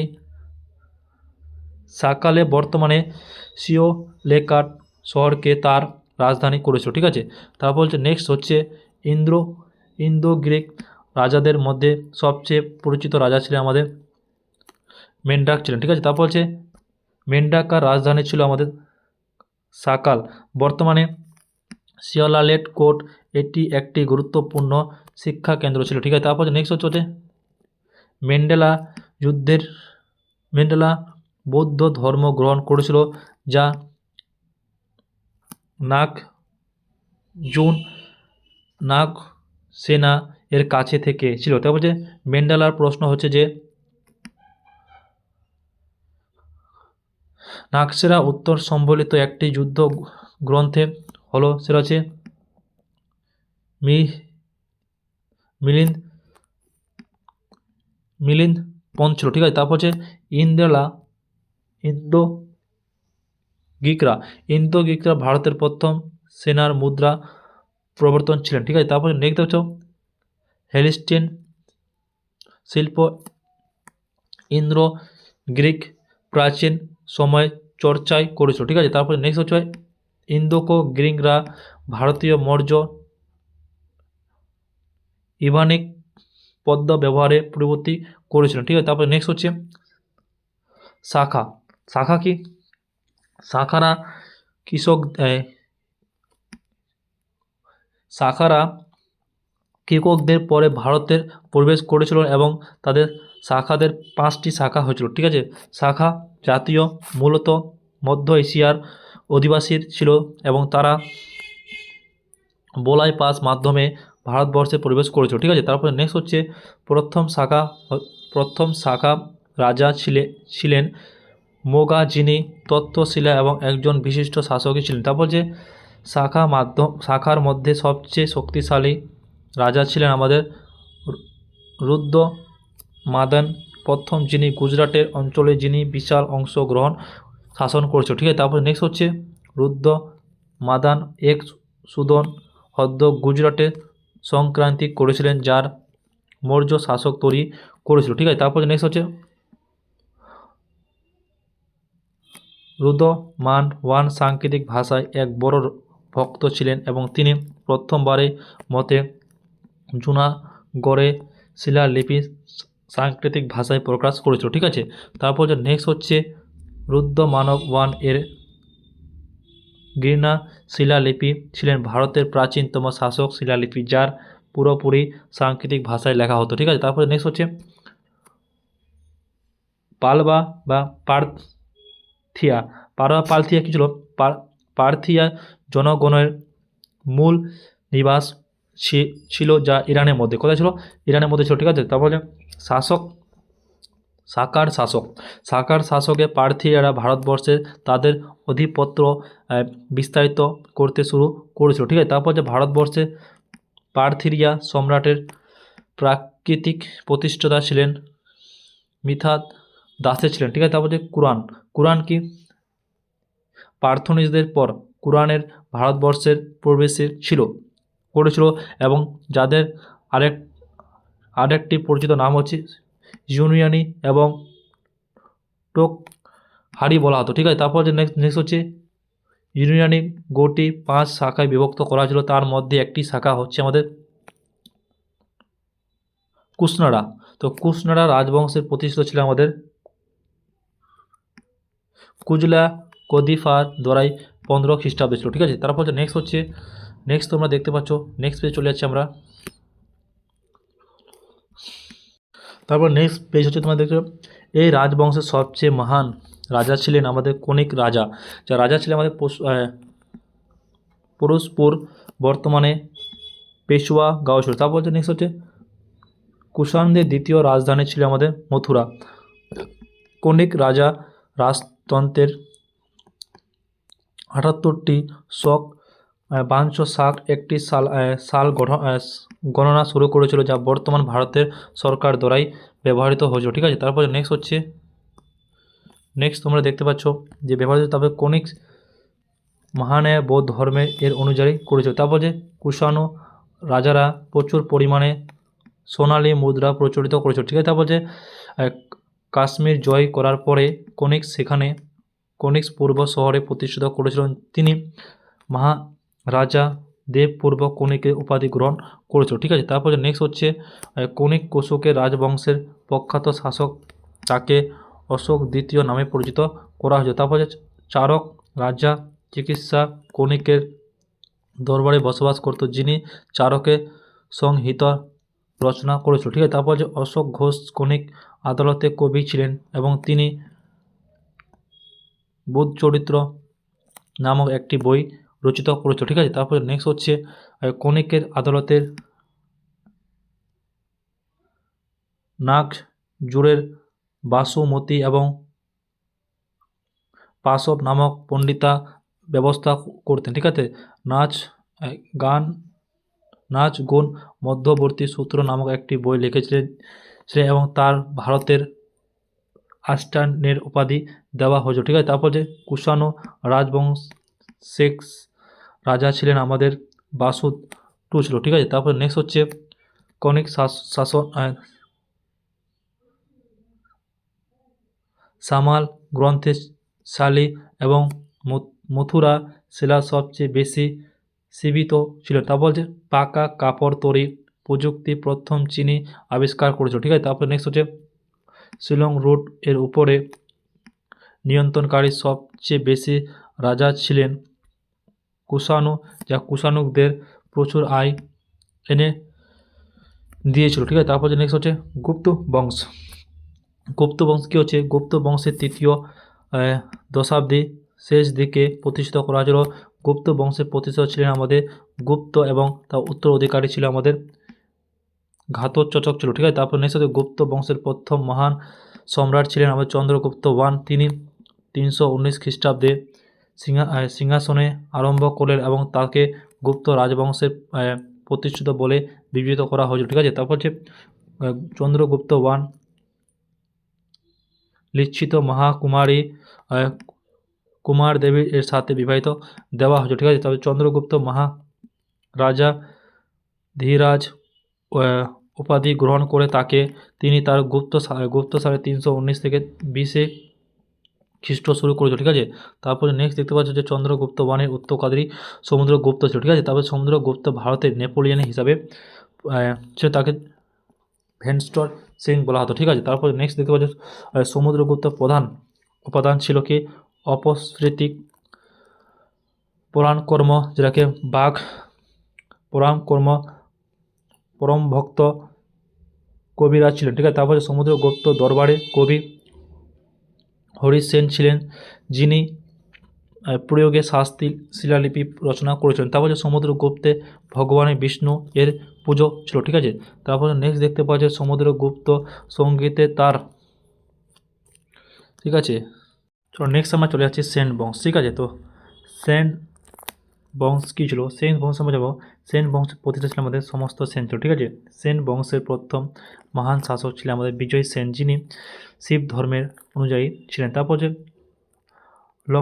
লক্ষণ সেন ছিলেন একজন বংশের সবচেয়ে হিন্দু শাসক ছিলেন। ঠিক আছে, তারপরে নেক্সট হচ্ছে মাহালা যুদ্ধ ছিলেন লক্ষণ সেনের বিচারক এবং মন্ত্রী ছিলেন। ঠিক আছে, তারপর যে জয়দেব লক্ষণ সেনার আদালতে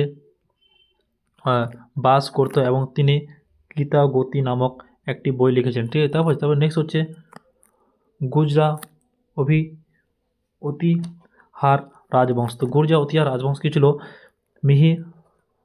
মিহিরভোজ এর গালিঙ্গ প্রতিষ্ঠিততে প্রতিহার বংশের নিজেকে লোদন বংশধর হিসাবে বর্ণ করেছিলেন, যিনি মর্যাদা পুরকোশ রামের ছোট ভাই ছিলেন। ঠিক আছে, তারপরে নেক্সট হচ্ছে এই বংশটি প্রতিষ্ঠা করেছিলেন হরিশ্চন্দ্র নামক একজন রাজা, যিনি প্রথম গুরুত্বপূর্ণ শাসক হিসাবে প্রতিষ্ঠিত নাগা ভট্ট ওয়ান ছিলেন। তারপর হচ্ছে মিহির ভোজ ওয়ান 883 থেকে 863 থেকে 885 খ্রিস্টাব্দ ছিলেন, এটি বংশের শক্তিশালী করেছে। তারপর হচ্ছে মিহির বংশ রাষ্ট্রকর শাসক কৃষ্ণ দুই এর পরাজিত করে মালায়ার অধিকারী করেছিলেন। ঠিক আছে, তারপর যে মিহির ভোর ছিলেন বিসম্ব ছিলেন। ঠিক আছে, তারপরে নেক্সট হচ্ছে মিহির ভোজ কোনকচের তার রাজধানী ঘোষ করেছেন। ঠিক আছে, তারপর যে মিহির ভোজ এর পুত্র মহেন্দ্র পাল লজ 885 থেকে 910 খ্রিস্ট শাসকে করেছেন। ঠিক আছে, তবে গুপ্ত প্রতিহার বংশের শেষ শাসক ছিলেন আমাদের যশ পাল ছিলেন। ঠিক আছে, তারপরে নেক্সট হচ্ছে টোমল বংশ। টোমল বংশ ছিলেন আমাদের অন্নপাল টোমল টিলিকাপুরী বর্তমানে দিল্লি শহরে প্রতিষ্ঠিত করে একটি রাজধানী করেছেন। ঠিক আছে, তারপরে নেক্সট হচ্ছে চৌহান এবং সাম্ভিকা। ঠিক আছে, চৌহান বংশের প্রতিষ্ঠা করেছিলেন সুবোধ সাম্ভিকা, যাকে আমাদের কাছাকাছি। তারপরে নেক্সট চৌহানদের জন্যে রাজধানী অর্চিত পুত্র প্রতিষ্ঠা করেছেন। ঠিক আছে, অজয় রাজ প্রথম শীঘ্রই রাজপুত্র আমাজনের শহরে প্রতিষ্ঠা করেছিলেন এবং একটি তার রাজধানী ছিল। ঠিক আছে, তারপর হচ্ছে নেক্সট হচ্ছে বিজ্ঞরাজ 5 এর রাজধানী হরিশকিল নাটক নামে তার কবি সন্দেব ছিলেন। ঠিক আছে, তারপর নেক্সট হচ্ছে এই বংশের সবচেয়ে শক্তিশালী রাজা ছিলেন আমাদের বিজ্ঞরাজ 5, যিনি তোমর রাজধানী পরাজিত করে দিল্লি অধিকার করেছিলেন। ঠিক আছে, তারপর নেক্সট হচ্ছে তোমার সামনে তোমরা দেখতে পাচ্ছ যে আইন দিয়ে বা ঝোপর আক্রমণে একটি মসজিদে তুমুল বিগ্রহহাট 4 নির্মিত একটি সাংকেতিক বিদ্যালয় ছিল। ঠিক আছে, তারপর হচ্ছে এই বংশের প্রতিষ্ঠিত ছিলেন আমাদের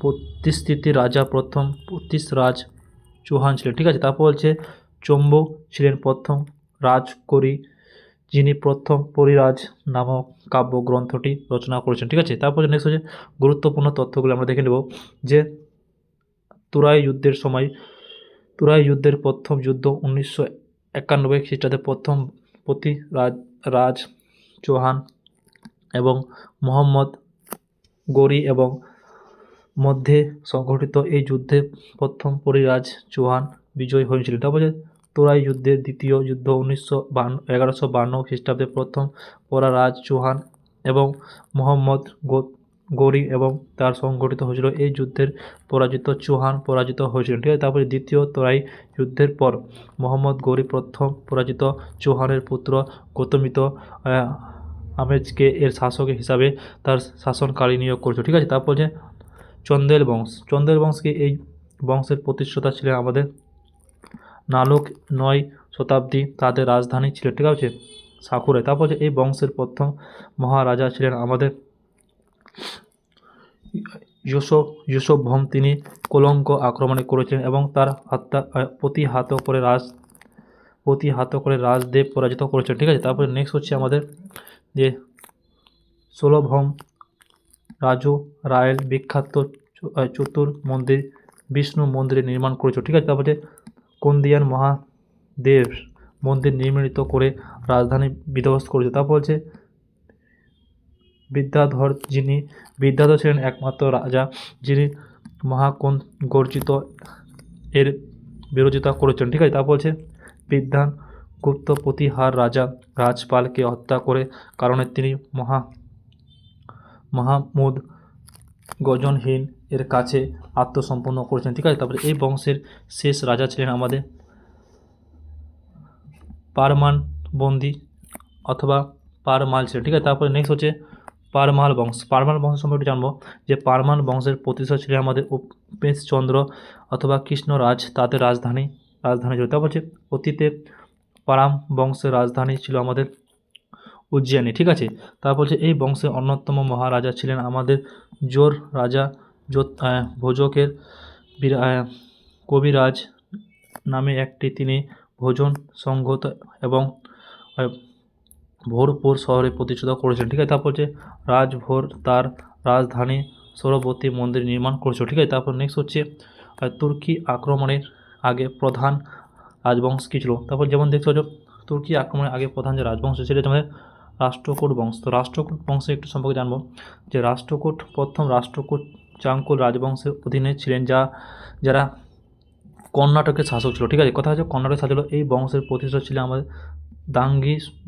দাঙ্গি দুগ 752 তাদের রাজধানী মান খাঁ তাদের উত্তরাধিকারী ছিলেন একটি কৃষ্ণ প্রথম ছিল। ওটা হচ্ছে রাষ্ট্রকূট বংশের অন্যতম উপযোগী শাসক ছিলেন, যেটিকে কৃষ্ণ প্রথম, কৃষ্ণ দ্বিতীয়, বর্ণ প্রথম, ইন্দ্র তৃতীয়, গোবিন্দ তৃতীয় এবং কৃষ্ণ বর্ণ অন্যতম ছিল। ঠিক আছে, তারপরে নেক্সট হচ্ছে রাষ্ট্রকূট রাজা কৃষ্ণ প্রথম শাসকদের এলানোর অঞ্চলে কাইলাই মন্দির নির্মাণে করা আগে যারা করেছিল ভারতের ইতিহাসে বিশাল মন্দির হিসাবে পরিচিত ছিল। ঠিক আছে, তারপরে নেক্সট হচ্ছে ধব্য প্রথম ছিলেন, যেটিকে রাষ্ট্রকূট বংশের প্রথম রাজনীতি কোষাঙ্গ দখল করা হয়েছিল এবং যেটিকে কেমাসিক সংগ্রামে অংশগ্রহণ করেছিল এবং বিজয় করেছিল। ঠিক আছে, তারপর নেক্সট আমরা দেখে নেব। নেক্সট তোমরা দেখতে পাচ্ছ যে নেক্সট হচ্ছে ধ্রুবকের ধর্ম শাসন নামে পরিচিত। ঠিক আছে, তারপর যে এটি ধোবার পরে শাসক করেছিল, যেটাকে গোবিন্দ থ্রি এর পরে আম্ববস রাজহিংস আরম্ভ করেছিল। ঠিক আছে, আম্ববস ছিলেন একটি রাজকোটের বংশে এক পণ্ডিত রাজা এবং তিনি দৈনিকের অনুসারিত ছিলেন। ঠিক আছে, তারপরে নেক্সট হচ্ছে আদিপুরের এর লেখক জিন সেন অশ্ম বংশ আদালতের বাস করতেন। এর মহাবীর রাচেন, যিনি মহাগণিতিক পণ্ডিত ছিলেন, তার আদালতে অথবা। ঠিক আছে, তারপরে রাষ্ট্রকূট বংশের সবশেষে মহাশাসক ছিলেন, যিনি তিন ছিলেন, যেটাকে আদালতের মধ্যে করতেন। তারপরে পোনা বাস করতেন, তিনি শাস্ত্রীয় পূর্ব নামক একটি বই লিখেছিলেন। ঠিক আছে, তারপরে নেক্সট হচ্ছে আরববাসী আল মাসুদি ভারতের সম্পন্ন করেছিলেন। এটি একটি 3 শাসন আমলে ছিল, তার যেটিকে রাষ্ট্রকূট বংশ মুসলিম ব্যবসায়ীদের তাদের জন্য একটি বসবাস অনুষ্ঠিত করেছিলেন, যেটিকে ইসলামের প্রচারের জন্য সুযোগ সৃষ্টি করা হয়েছিল। ঠিক আছে, তারপরে নেক্সট হচ্ছে এই বংশের শেষ রাজা ছিলেন আমাদের কাকাত 2, যাকে চালুকন বংশ শাসকের তাইলাই পরাজিত করেছিল। ঠিক আছে, তারপরে নেক্সট হচ্ছে পল্লব বংশকে সিং বিষ্ণুকে পল্লব বংশের প্রাকৃতিক প্রতিষ্ঠাতা হিসাবে গণনা করা হয়েছিল, যার ব্রাহ্ম ছিলেন কালী পুরাণ ছিল। ঠিক আছে, তারপর যে সিং বিষ্ণু আদালতের ভারবী নামক একজন লেখিকা বসবাস করতেন, দিকে গীতার অর্জুনিয়ম নামক একটি গ্রন্থ লিখেছিলেন। ঠিক আছে, তারপর নেক্সট হচ্ছে দেখতে পাচ্ছ যে পল্লব বংশের গুরুত্বপূর্ণ শাসকের মধ্যে ছিলেন মহেন্দ্র ব্রহ্ম, যেটিকে নাসার সিং, মহেন্দ্র ব্রহ্ম 2, ব্রহ্ম 1, রাম সিং ব্রহ্ম ইতিহাসবান ছিল। ঠিক আছে, তারপর নেক্সট দেখতে পাচ্ছেন পালব বংশের সবচেয়ে গুরুত্বপূর্ণ শাসক ছিলেন, যেটাকে অপরাজিতম্য বলা হতো। ঠিক আছে, তারপর যে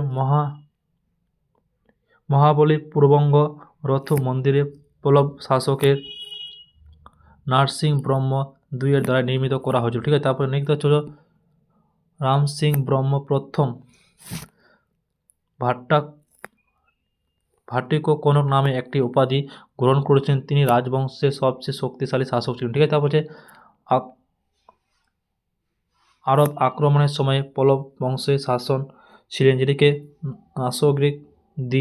নাসগিক দি এর আগ্রমণিপ্রিয় নামে একটি উপাধি গ্রহণ করেছিলেন। ঠিক আছে, তারপরে তিনি কাইসাইলান মন্দির নির্মাণ করেছিলেন, যেটিকে কাইসাইলান দরিদ্র সেতু নির্মাণ। ঠিক আছে, তারপর যে নারসিং সিং 2 এর আদালতে করে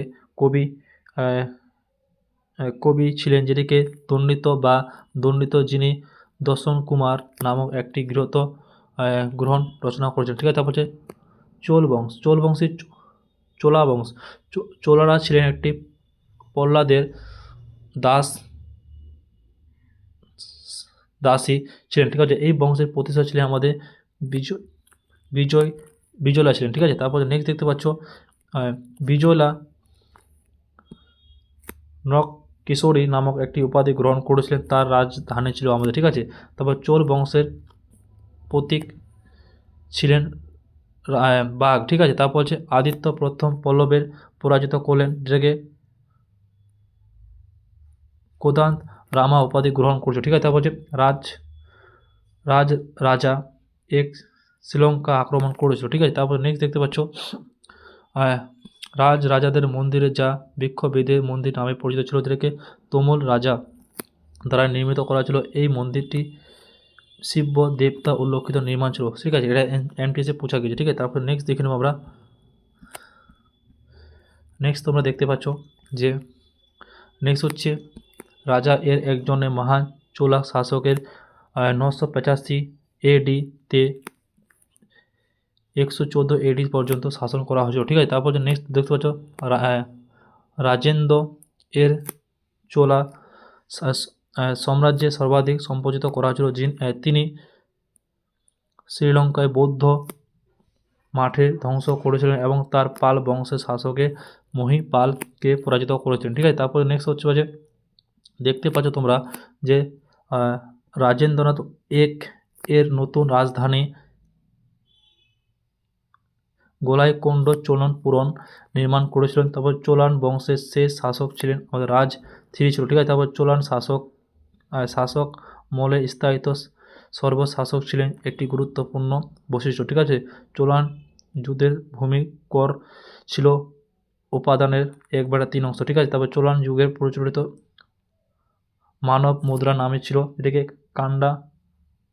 কালানুজু বলা হতো। চোলান যুদ্ধের সবচেয়ে গুরুত্বপূর্ণ বন্দর ছিল আমাদের কাবেরী পান্ডিয়ান নাম ছিল। তারপর নেক্সট হচ্ছে চোলান বংশের সেনাবাহিনী ভারতের ইতিহাসে অন্যতম শক্তিশালী বলে মনে করা হতো। তারপর নেক্সট হচ্ছে নটরাজ্যের মূর্তি চোলান শিল্প সাংস্কৃতিক। ঠিক আছে, তারপরে হচ্ছে সারা বংশের হিসাবে পরিচিত ছিল। তারপর আজকে তো আমাদের প্রাচীন ভারত হয়ে গেলো।